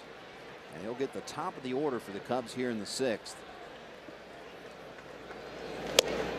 First pitch ball to Ian Happ. We talked earlier about Cubs searching for a leadoff man, and they've split it right down the middle in their first 4 games. Ian Happ, the guy at the plate, started on opening day in the leadoff spot. Then Almora Jr. Happ in game 3, Almora Jr. in game 4. So we'll see how Joe Madden will line them up over the entire season. Well, Happ is a guy that'll take a walk. His on-base percentage last year, .328. He batted just around .250. So he walked 39 times. 1-2 pitch. Strike 3 called. Boy, is he on the edge today. I'd like to run this off about 20,000 times if you're Tyler Mahle. Starts in off the plate, a little comeback fastball. That's a 4-seam variety. Tyler Mahle does not throw a 2-seamer. Most pitchers that throw that particular pitch use 2 seams because the ball moves enough. But I mean, Mahle puts enough spin on the ball that it had great comeback action. Now he'll tangle with Chris Bryant for the 3rd time today, and a swing and a miss. Bryant 0 for 2, flied out to right, lined out to right. You know, if you've got enough on your fastball, where he threw that last pitch is the perfect place to pitch Bryant. You don't want to get it down too low, though. When you do go low, that's a good spot. Here's the pitch I'm talking about. The first pitch fastball to Bryant. He likes it up. You see it well when it's up there like that, but it's awfully tough to get to, especially when Mahle throws it right. 1-1. Foul back.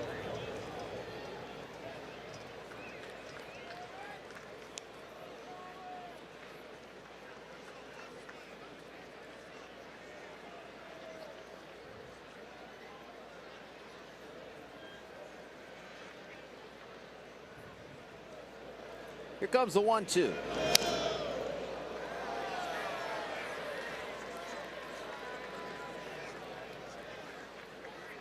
There was virtually no wind when this game started. Now a little bit of wind picking up, and unusually blowing, I guess, in a little bit or towards right field. It's usually blowing to left center field. Bryant looked at one just off the strike zone.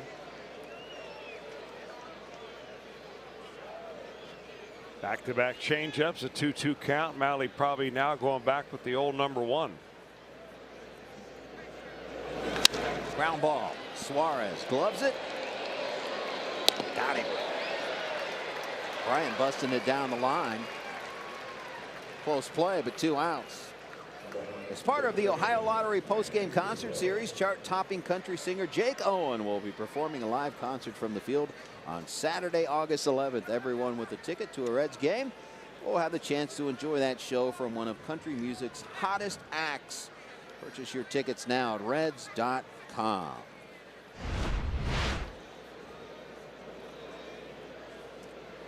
Two outs. Here's Rizzo. In the air. Hit well. Left center field. Duvall back on the track. Has got it. Just a long out. And another 1-2-3 inning for Tyler Mahle.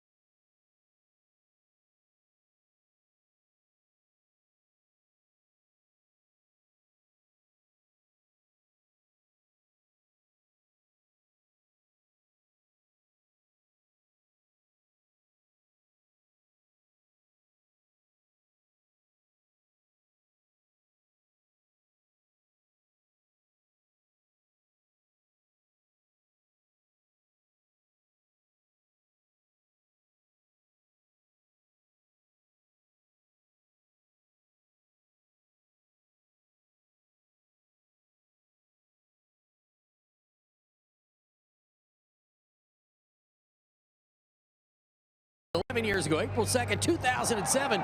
The mayor, Mark Mallory, first pitch to Eric Davis. Wow.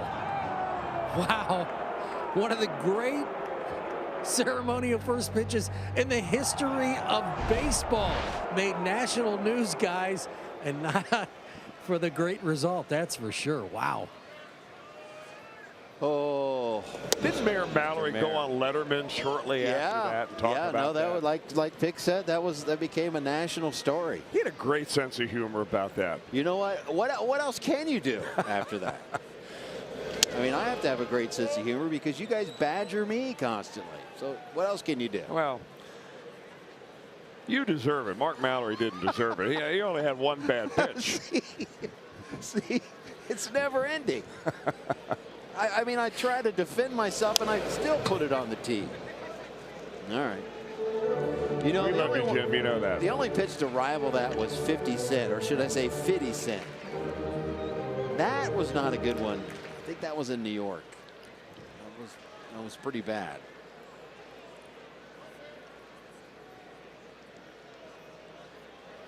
One-two count to Eugenio Suarez in a pitcher's duel here at Great American. Tyler versus Tyler, Malley versus Chatwood, and Chatwood here in his 6th inning of work, and he has been fortunate. The Reds have stranded 6 runners. He got out of 3 jams. It could be worse than the 1-0 score.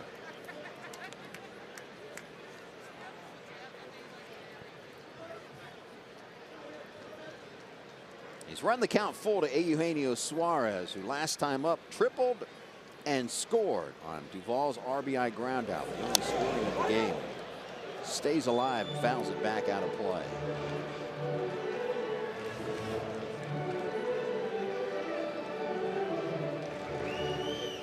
Whose heater is on this side? Is this yours, Jesse? See, big league moves here. I brought nothing. Another walk from Tyler Chatwood. If a Reds home run hits the Toyota sign during today's game, Bonnie Zepp Stour from Noblesville, Indiana, will win the beautiful new Tundra on display at Great American Ballpark thanks to your Cincinnati and Northern Kentucky Toyota dealers. Last name spelled S-T-O-W-E-R. So, oh, I'm sorry, it's an N. That's bad writing, Josh Hall. Thought I had bad writing. Bonnie Zepp Stoner from Noblesville, Indiana. You're going to get that Toyota. I thought I had bad handwriting.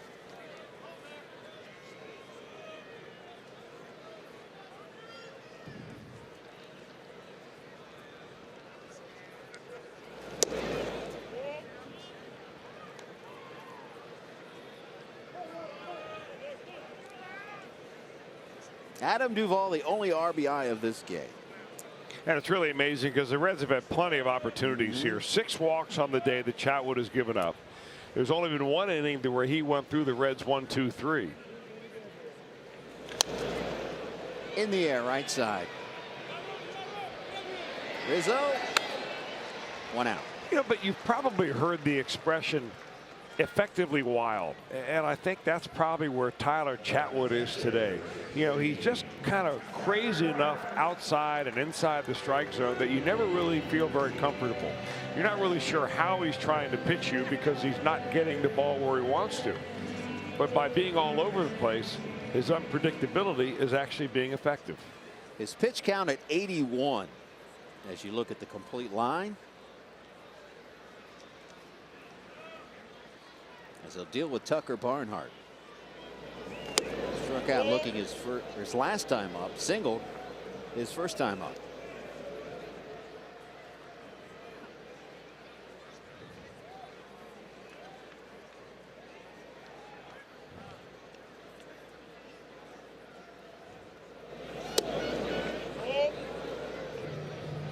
Two and up.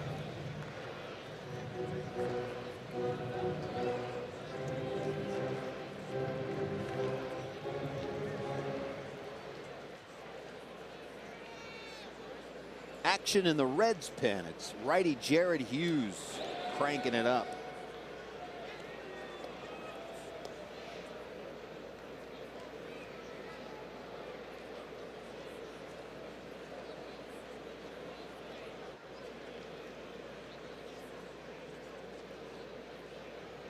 Two-0 pitch to Barnhart. Line drive, center field. Coming in is Happy, can't get it. On his way to third base is Suarez. Here comes Barnhart to second. Throw not in time. What a base running play by Barnhart. What a heads-up play that was for him to get to second base. Happ did not see that ball coming off the bat. He just simply did not react at all. And by the time he figured out where the ball was, it was too late. Tried to make a dive and catch to it. Barnhart busting it right out of the batter's box like he normally does. And when the ball squirts away from him, he's going to figure out, I'm going to go to second base. Never stopped. That's the way you play the game right there. Well, here comes Joe Madden. He will jog to the mound, and the entire infield will converge. Well, they've got some decisions to make right here because the Reds are down at the bottom of the order. You got Billy Hamilton coming up, and then you have Phil Goslin, who's worked his way into the on-deck circle. So you hate to take Malley out, but you need some runs right here. So Goslin will be the guy that will most likely pinch hit, unless it's a decoy by Brian Price. There's no one warming up in the Cubs pen. And I'm stunned at that. They're going to bring the infield in and try to cut it off here at the plate.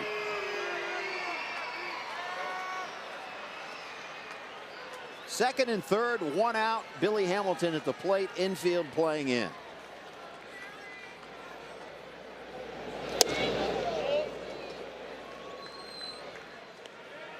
So Joe Madden will try to nurse his bullpen, who was big time overworked in that Marlins series. They played 2 extra inning games. One was 17 innings. The other 10 innings as they split that 4-game set 2-2. Now, the one thing you've got to be worried about if you're Eugenio Suarez is a quick throw to third base by Contreras. They may have a prearranged plan right here, a little play between he and the third baseman Bryant. You sneak a little bit too far off base down there, and they fire it down. He loves to throw to the bases.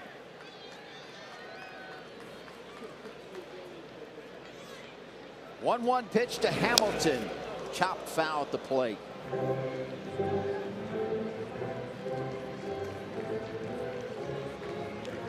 Four-game series against the Marlins, and look at the work. 19 2/3 innings from the starters, 24 innings logged by the bullpen. Now they had that 15-inning game. 17-inning game, that is. Of course, 7 innings was pitched by just one guy out of that Eddie bullpen. Butler went 7 innings, gave up 1 run. There's a chopper in front of the plate. To the plate comes the pitcher Chatwood, and they get Suarez. Heads up defensive play by the pitcher. 2 outs. Well, kind of a swinging safety squeeze right here, but Chatwood gets off the mound very quickly. And as soon as the ball went down towards the first base line, that's when Suarez began to come home. And just a nice play by the Cubs.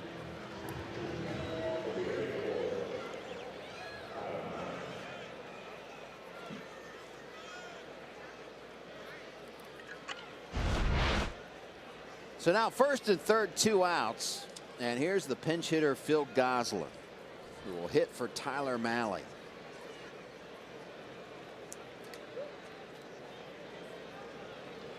Keep our eye on Billy Hamilton at first base. Swing and a miss by Goslin. I'm not even sure that they throw to second base. The second baseman and the shortstop are so far from the bag right here. I'm wondering if they're just going to go ahead and give Billy an opportunity to steal and not leave their position and open up a spot maybe for a ground ball to come through and drive in a runner from third base. Swing and a miss. Goslin in an 0-2 hole.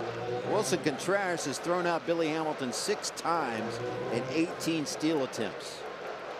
No other catcher has thrown out Billy more often than Contreras. But like you said, Shortstop and second baseman are playing way away from the bag.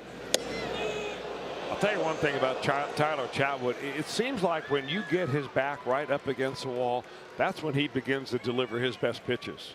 He needed it in the first inning when he walked the first 2 batters in the bottom of the first and then struck out Joey Votto on 3 pitches. And he's in a similar spot right here. 1 ball, 2 strikes, 2 outs. Runners on first and third. Reds trying to add to a 1-0 lead.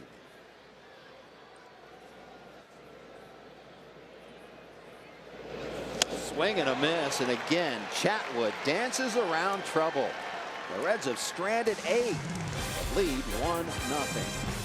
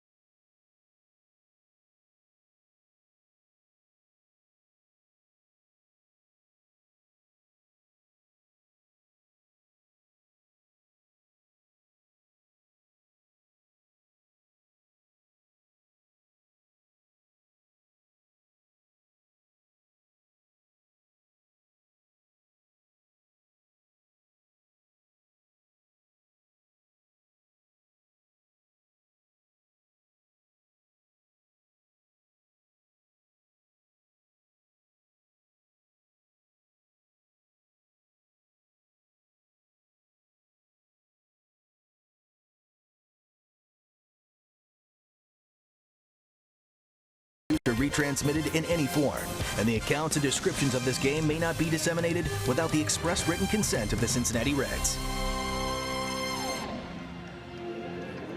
T-Mobile and score-free MLB.tv all season long. Set up now through Monday at T-Mobile.com/MLB. Good ball game here, Great American Ballpark. 1-0 Reds lead, and Chris Welsh, we have a new pitcher in the game for the Reds. And a guy that likes to keep the ball down on the ground. He was just recently signed over the winter by the Reds. One of 2 free agent signings. The Reds added some bullpenners. One was David Hernandez. The other, Jared Hughes, takes the mound now for the 3rd time this season. Facing Wilson Contreras. And a first pitch strike. And Jared Hughes, what a character they've added to the bullpen and the clubhouse. A good dude, as friendly as they come. A good pitcher to boot. It sets up well for this ballpark. Thinker ball pitcher, produces a lot of ground balls, has to give up a lot of home runs over his career. Hard to pitch in this small ballpark, but his game fits it if any does. Ground ball, and the Reds haven't played perfectly. It's Jeanette recovers. Out number 1. And Jared Hughes, when they call him into the game, it's like a thoroughbred coming out of the bullpen. Look at the sprint. Now back in college, he said, Troy Tulowitzki said that he ran like an ostrich. And Jared Hughes says, I agree with it. I look so ridiculous running. I look like an ostrich. Now check him out. Does that look like an ostrich to you? He says he gets that head bobbing down. He's got that long stride. That's some intensity right there. It is. You see that, and I can't help but remember, Todd Coffey. Yeah. Coming in from the bullpen. One was out there in left center field. I mean, roaring in from out there. He told me the story behind it as well. He did not get off to a good start in his pro career. and was literally down to what he thought was going to be his last outing. He was struggling so mightily that he thought that he was just going to get cut. And his catcher, and I can't remember who it was at the time, just told him, you know what? Just come out of the bullpen and sprint out of there like you're just ready to tear down the wall, and come out of here and throw as hard as you can. Try to throw it through the backstop if you have to. And he went out and pitched that good that day and turned his career around, and he sprinted ever since. Great story. Ever since. He said he was down to his last, he thought it was going to be his last start or his last appearance in pro ball. I can't remember the catcher's name. Well, I was told not to run into coming out of the bullpen because I didn't want anybody to think that I was in a hurry to give up a home run.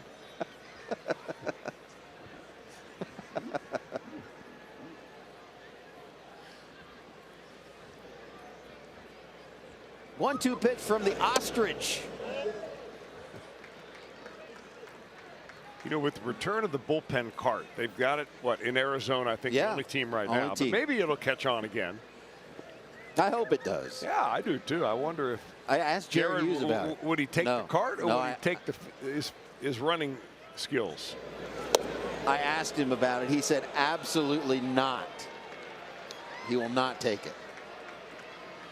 He could outrun the bullpen cart anyways, unless you got a go-kart bringing the pitcher in. I don't know if you can outrun Redzilla, though. Well, who could outrun Redzilla? Except when I rode on it, I weighed it down a little bit. Payoff pitch, walked him. Second straight time that Schwarber has walked for him in this game. Third walk of the ball game that the Cubs have been able to get today. That against 7 strikeouts Tyler Mahle laid on him. So 6 innings for Mahle, just 1 hit, and that ball could have been caught. No runs, and as you said, the 7 punch-outs, a new career high for him. There's Addison Russell, a swing and a miss. Boy, that is some serious downward movement on the sinker by Hughes. You know, the whole key for a sinker ball pitcher like Hughes is to throw it high enough so that when it comes out of your hand, it looks like it's going to be a strike. But if you start at the very lower end of the strike zone, by the time it gets to home plate, it's down around your ankles.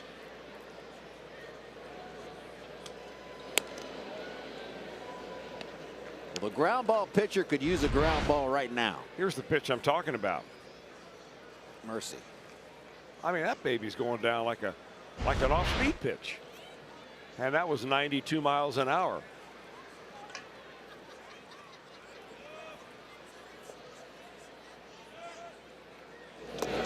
Throw down. Nearly picked off Schwarber. Well, it was such a great pick by Barnhart. As Schwarber, you know, when you see the ball in the dirt, you're thinking, all right, it might get away from the catcher here. I'm going to be ready to go to second. So you get 1 extra half step towards the next bag, and a good quick throw right there.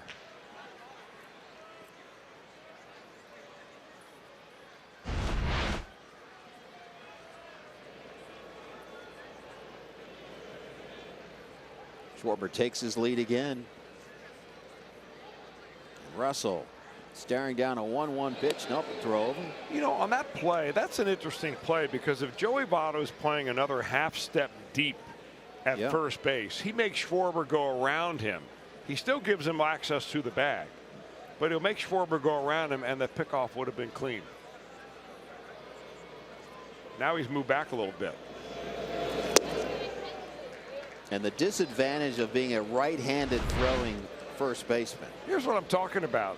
You see where he is right now. I mean, you're still giving him the back end, but if he had moved to, you know, to where his foot was in the center of the bag rather than in front of the bag, that tag would have been, you know, right on him at the time he got the ball.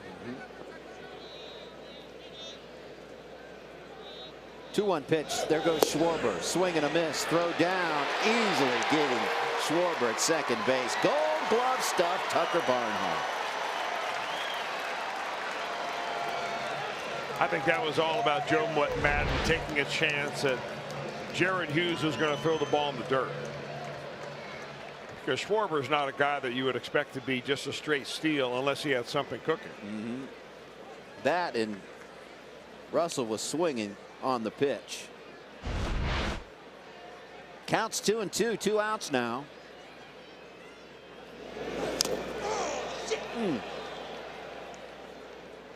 Hurt someone down there.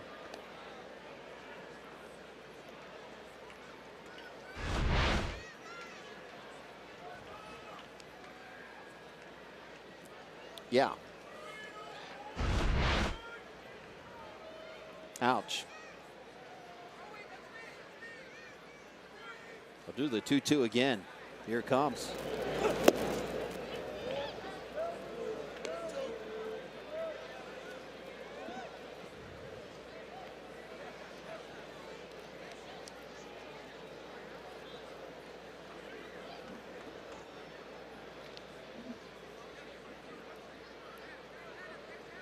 Payoff pitch.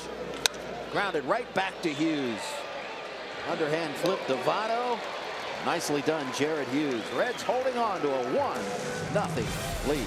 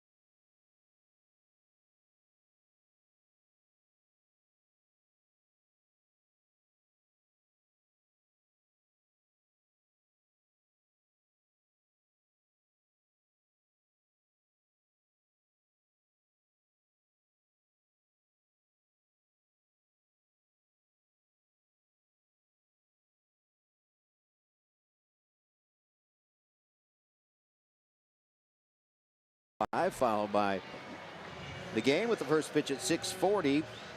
Then on Wednesday, an all-new Cavs headquarters, Cavs HQ, excuse me, at 2 p.m. The Cavs have just 5 games left before the playoffs begin. So Reds live tomorrow at 6 o'clock. It's the first night game, a 6:40 first pitch here at Great American Ballpark, and a new pitcher on the hill for the Cubs. It's lefty Justin Wilson. So close the book on Tyler Chatwood as Winker fouls the first pitch back. 6 innings for Chatwood, 4 hits, gave up the 1 run and danced around 6 walks with 4 strikeouts through 92 pitches.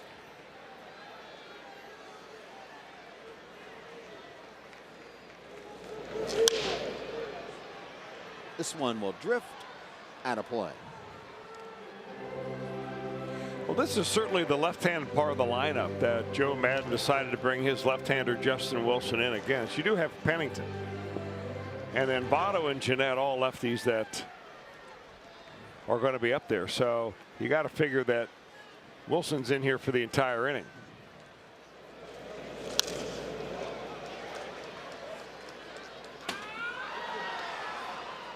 And when you bat Votto and Jeanette 3 and 4 in the lineup, which we've seen 2 out of the 3 games, you're going to face these lefties out of the pen late in the game.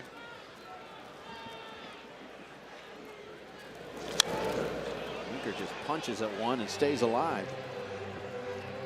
Well, you've got managers that will agree and disagree about that point, and they've done it for a long, long time.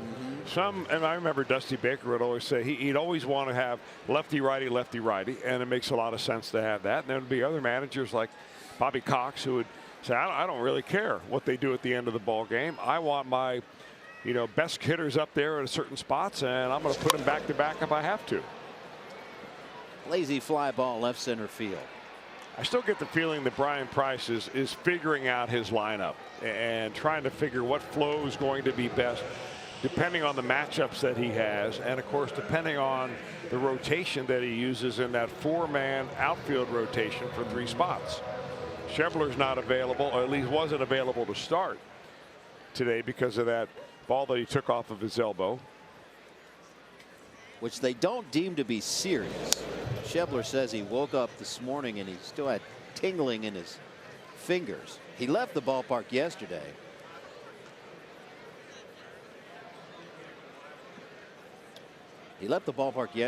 And told Brian Price, I'm going to be good to go tomorrow. So Price initially put him in the starting lineup. Pennington just fouled down the left field line. But he didn't respond to treatment. Did Schebler? And they scratched him. But he said he started getting treatment today, felt a whole lot better, and he's a tough kid. But that one yesterday brought him to his knees.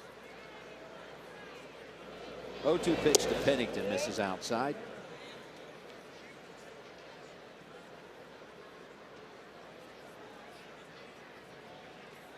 Pennington's drawn 2 of the 6 walks issued by Cubs pitching today. Facing a 1-2 count here. 2-2.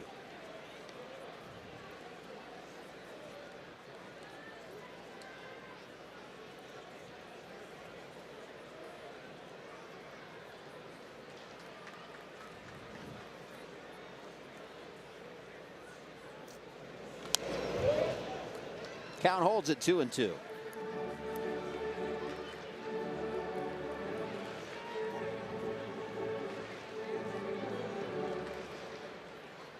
Pennington's the guy you'll see play all over the infield. Last season for the Angels, 47 games at second, 18 at third, 18 at shortstop. Making the start at shortstop today for the Reds. Well, he's had a long major league career, 11 years in the big leagues overall. Started with the Oakland A's. Only 2 years really he has been an everyday player. That was back when he was 26 and 27 years old. He's now 33.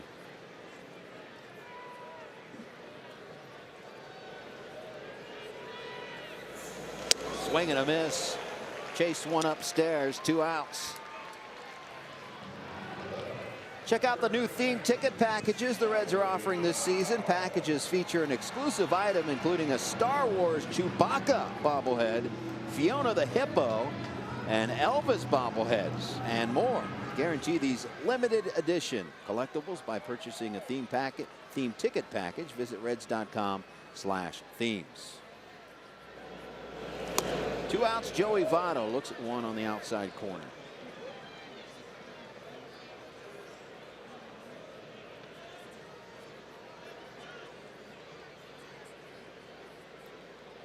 Votto 0 for 3 so far today. Swing and a miss.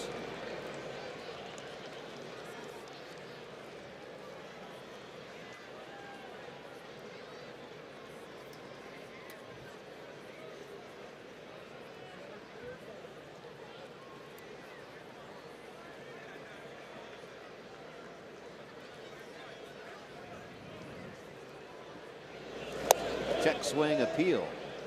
No, says Carlos Torres.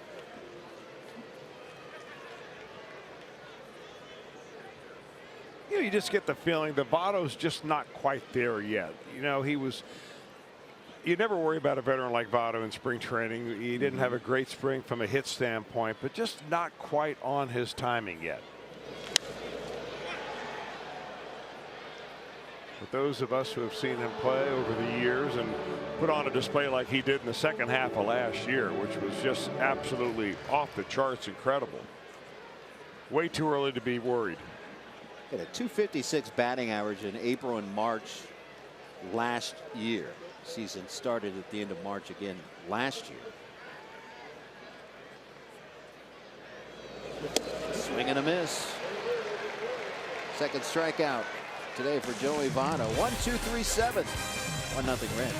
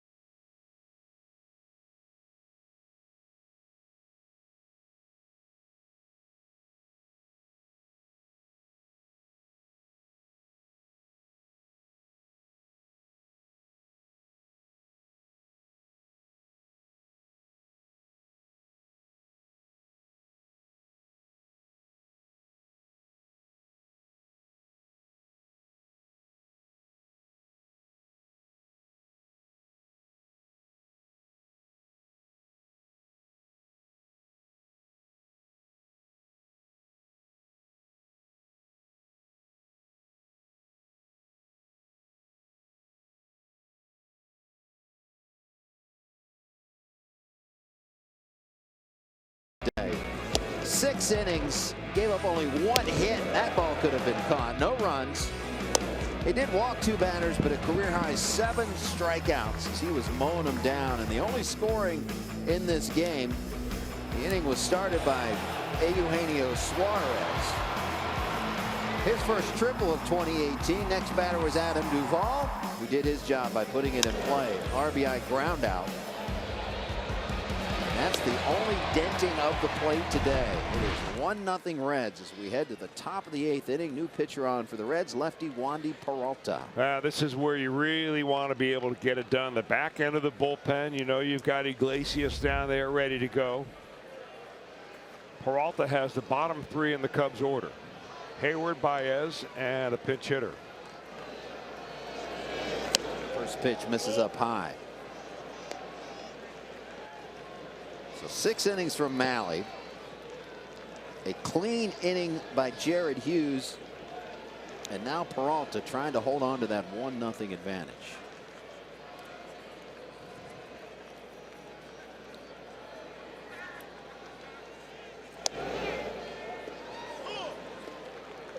Phillip Irvin's into the game. He's in right field.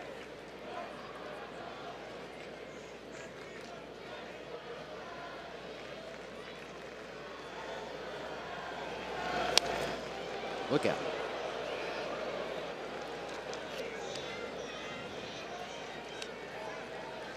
One ball, 2 strikes. This Cubs team coming off of a 92-70 2017 season. National League Central Division champs. A plus 127 run differential last year. They won the division series over the Washington Nationals 3-2 and then fell to the Dodgers in the NLCS. But over the last 3 seasons, this team has averaged 97.3 wins over the last 3, including the 2016 World Series championship.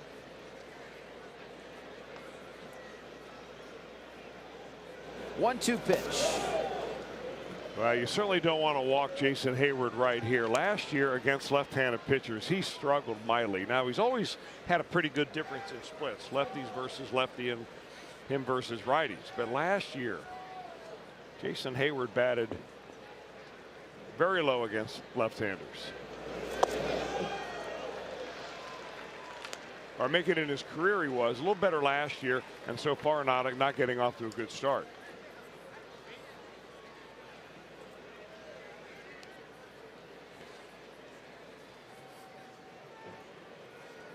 The count is full, and Hayward calls timeout.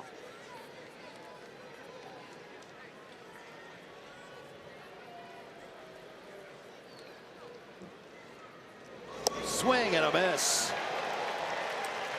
What a key pitch for Peralta right there. Decided to go with the slider, and just a good pitch. I'm not so sure that Hayward would be able to handle that pitch. Not where he threw it. Look at that, down, cutting away from him.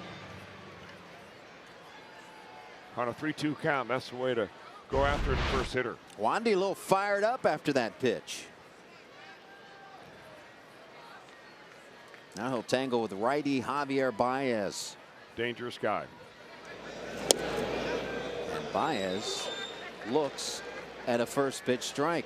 Wandy Peralta dialing it up to 97.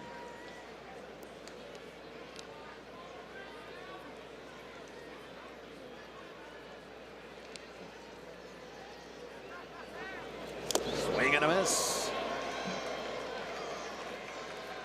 Fastball, pull the string.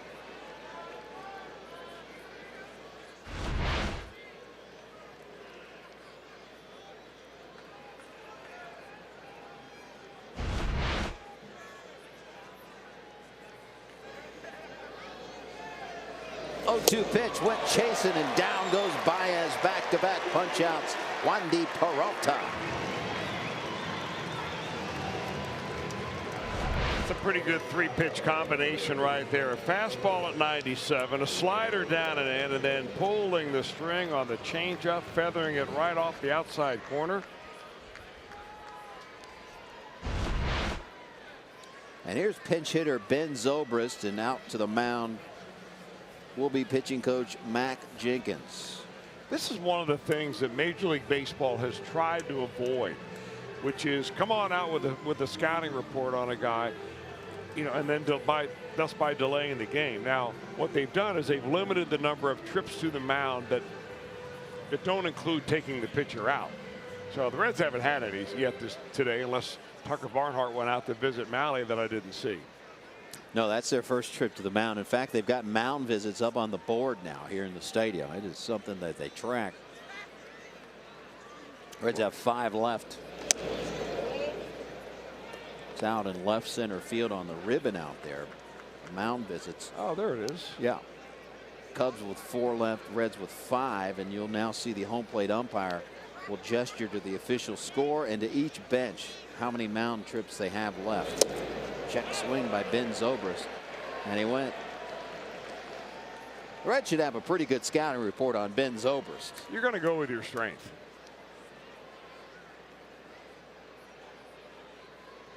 But that scouting report hasn't worked in this park. Look at those numbers.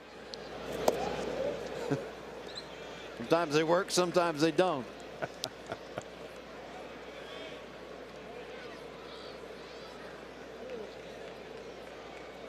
Two balls and a strike. 2 outs here in the top of the 8th inning.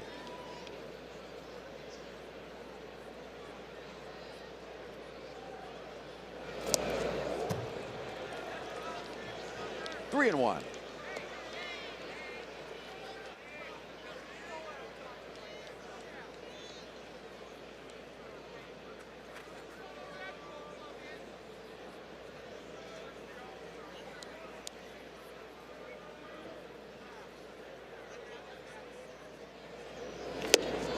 Walked him.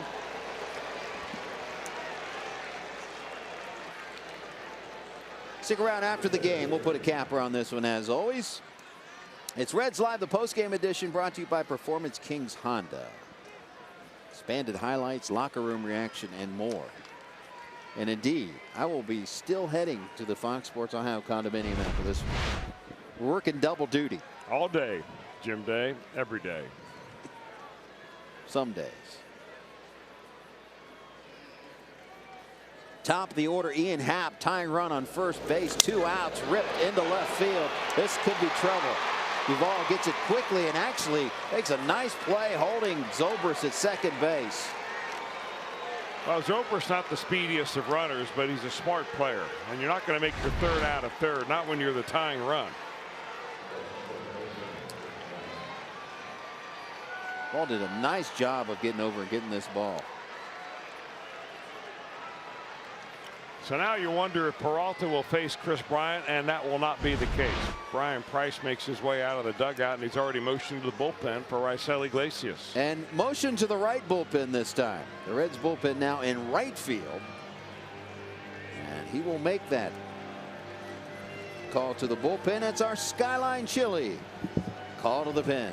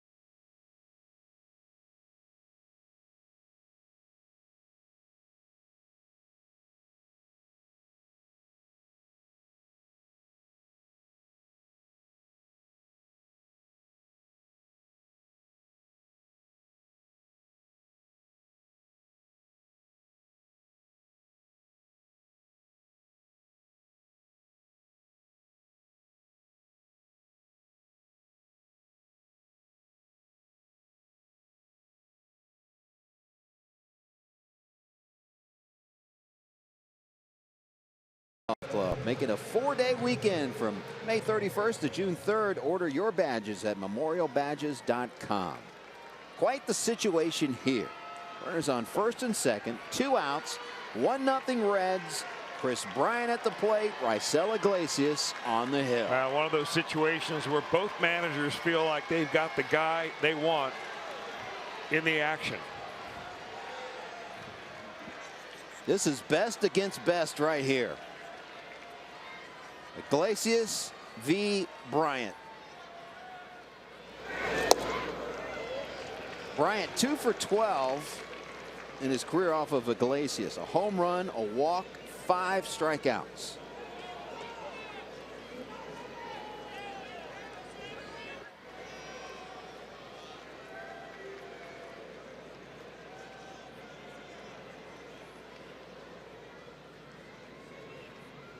One-0 pitch.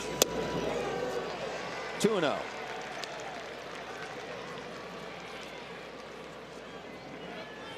Iglesias worked the 9th yesterday and gave up a towering home run to Bryce Harper, which actually turned out to be the difference in the game in a 6-5 Washington victory.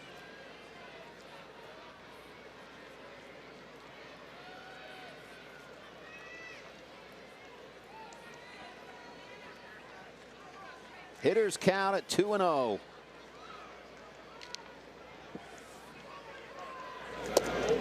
Three and 0.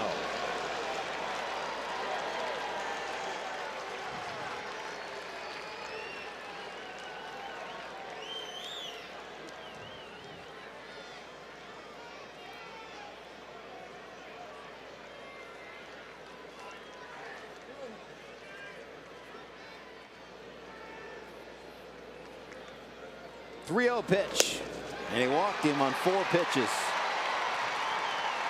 Bases loaded, and here comes Anthony Rizzo.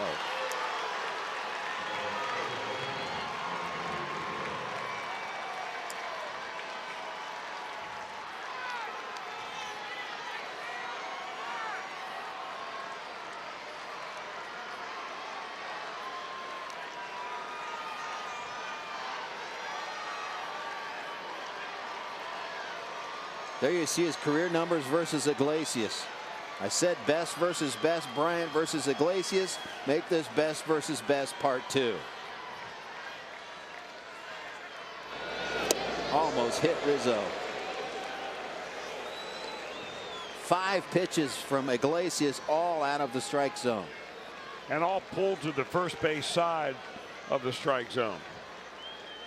This is where you got to figure out a way to regroup yourself right here.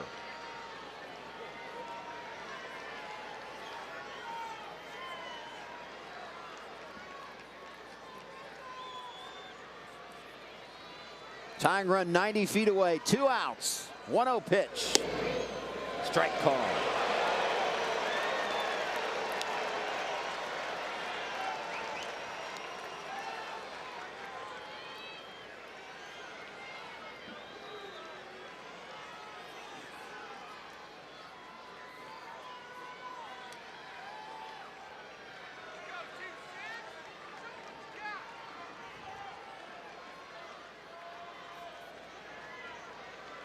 One pitch, swing and a miss.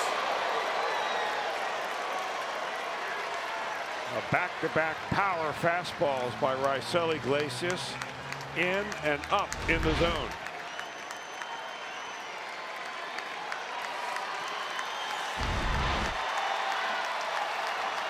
Crowd of nearly 19,000 to their feet.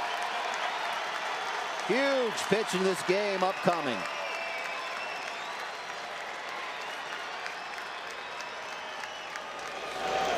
Fouled back.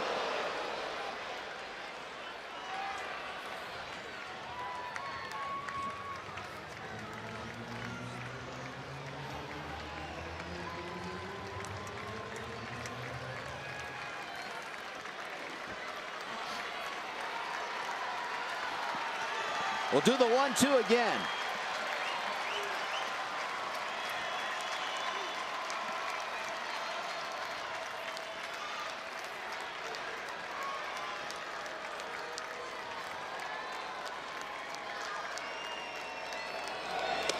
Up and away.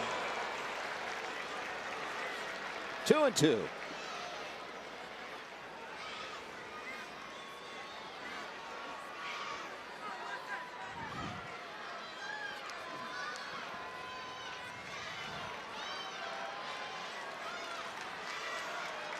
Will Iglesias pull the string here?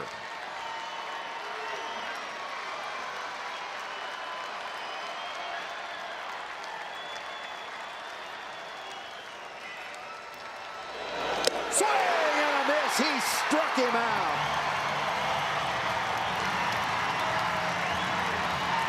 Iglesias gets out of the jam, and the Reds hold on to a 1-0 lead. Barnhart fired up.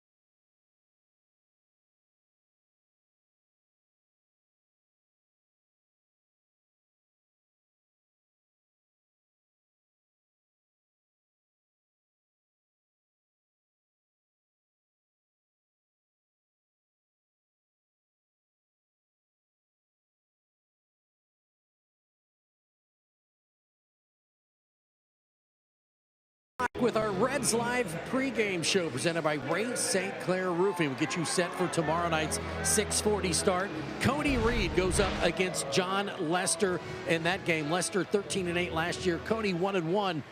Only one start last season, but had a really good spring. And guys, got some good news on Brandon Finnegan. He's been feeling much better. He will travel with the team on this road trip to Pittsburgh and Philly. He will throw next Monday in Philly a bullpen session, and then he will return to Louisville on Wednesday and pitch in a simulated game there. So things look promising for Brandon Finnegan, gentlemen. Well, they had him earmarked for that 5th spot in the rotation. Cody Reed will take that spot tomorrow, as you said. Scooter Gennett facing a new pitcher here for the Cubs. It's righty Pedro Strop. Strop has spent his last 4 years with the Chicago Cubs, and he's been one durable guy. 69 games last year, 54 the year before that, and 76 in 2015. I mean, he just keeps rolling right along. Ben Zobrist stayed in the game. He's in right field. Jason Hayward moves over to center field.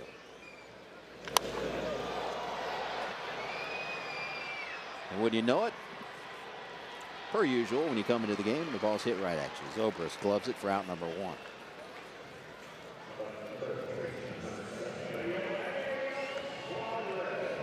And that'll bring up Eugenio Suarez. Reds would desperately like to add on here.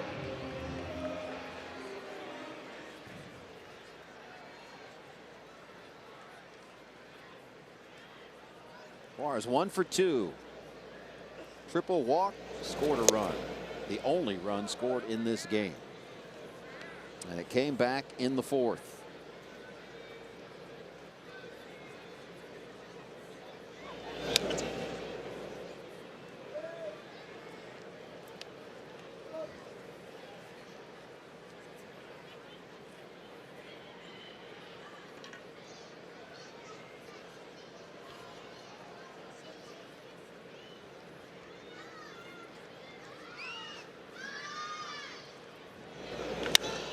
Ground ball under the glove of Bryant into left field.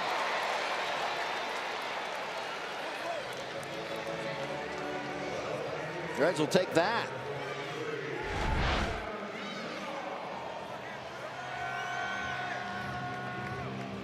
Well, we're seeing more and more of that, aren't you? I mean, it was sharply hit, there's no doubt, but given a chance to get in front of the ball versus a chance of fielding it on your side, we're seeing more and more of the Olay action. If you get in front of it, at worst, you knock it down. And they're going to hang him with an error. And they should.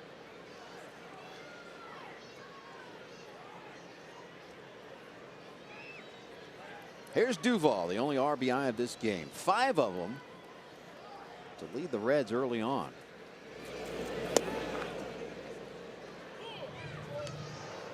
And that 4-man outfield rotation we talked about, Duvall has already not started a game. He was not slated to start today.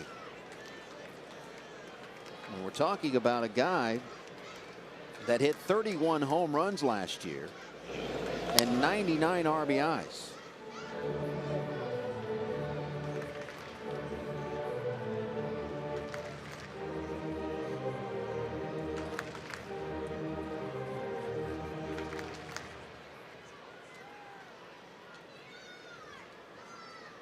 Counts 1-2 to the Reds left fielder.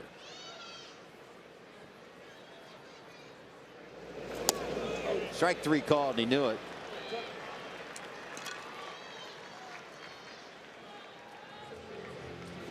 Seven strikeouts by Cubs pitching today, and here's Tucker Barnhart.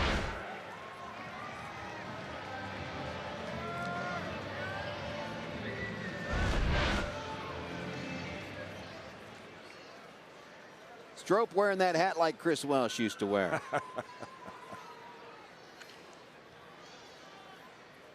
I think his is getting more and more I was going to say, the left every year. That is the most I've ever seen. I mean, he's turned it to the left a lot, but that is the most I have ever seen.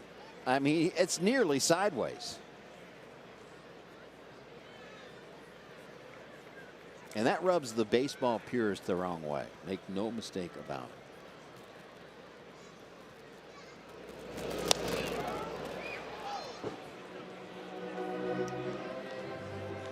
April 14th, first 20,000 get that Tucker Barnhart Gold Glove bobblehead. Thanks to Coca-Cola. Reds and Cardinals, April 12th through the 15th. You can see it for as low as $12. For tickets, visit Reds.com.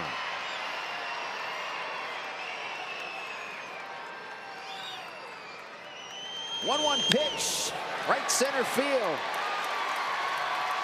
Flagged down by Zobrist on his way to third base is Suarez. First and third, 2 outs. Boy, Tucker's had a good game today. I mean, behind the plate, he has been outstanding. He and Tyler Mahle teamed up to have an outstanding outing. Third hit on the night. A hustling double his last time up, and here the Reds now have first and third. Billy Hamilton at the plate.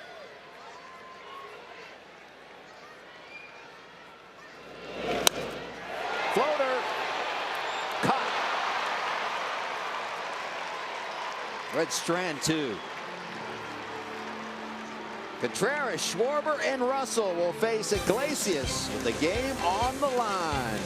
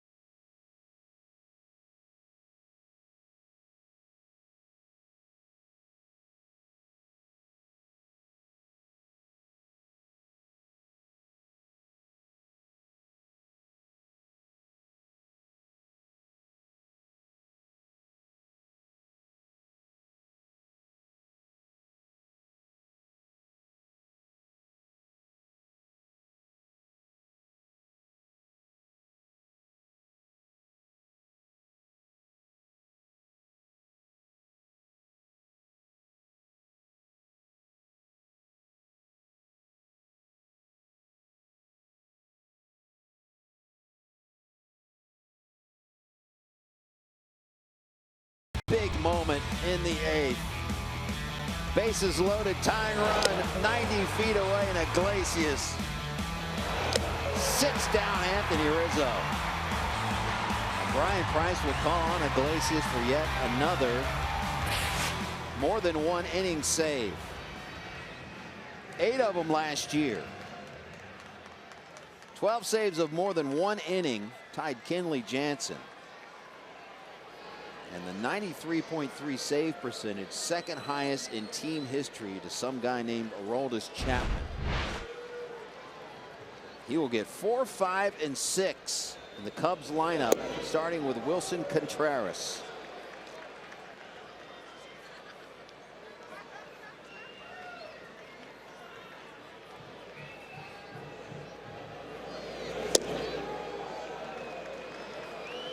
And he falls behind 2-0.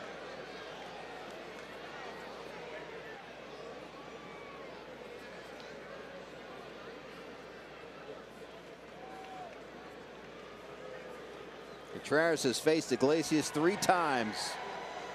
0 for 3 and a couple of strikeouts. 2-0 pitch. Drive. Left field, but he got under it.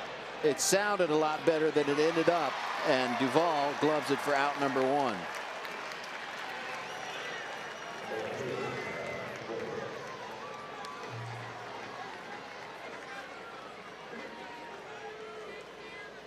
And now Schwarber.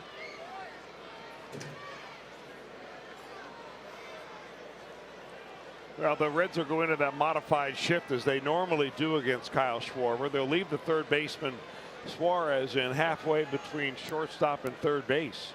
Everybody else on the right side of the infield.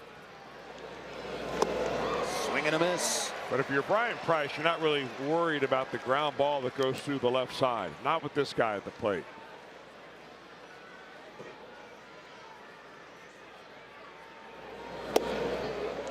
Schwarber 3 for 5 in his career off of Iglesias. A double, 2 strikeouts.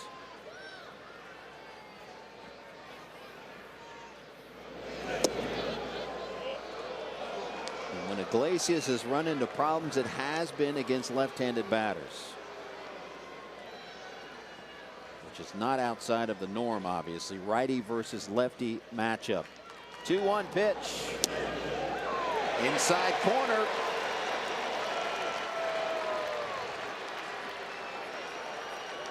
Not sure Schwarber liked that call, but Iglesias will take it. 2-2 pitch. Here it comes.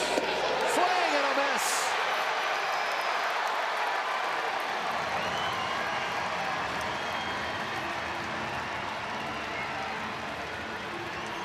What you have on display here this afternoon are all the weapons that Raisel Iglesias has to get out left-handers. A mid to high 90s fastball that he blew right by Anthony Rizzo to end last inning, and very effective changeups in that at bat to push Schwarber away. 2 outs. Addison Russell at the plate.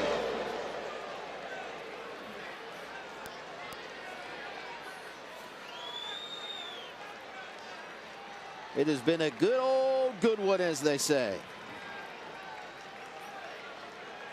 He's trying to hold on to the 1-0 lead. Swing and a miss.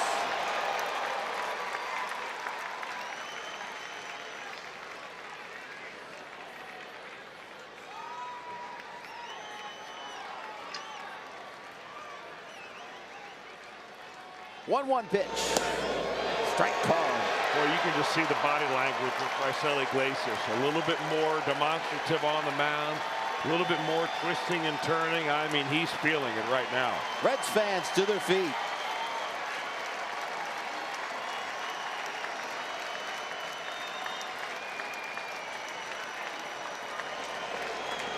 Ground ball. Suarez. Cross to Votto. And the Reds are into the win column for the first time in 2018. 1-0 win over the Cubs to take game 1 of this 2-game set at Great American Ballpark.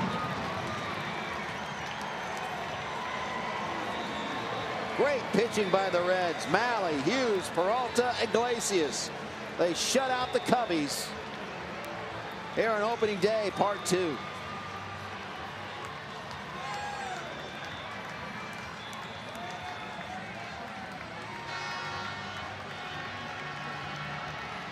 It's good to see the high fives and the celebration back. It was a tough 3 games against the Washington Nationals, but a long season ahead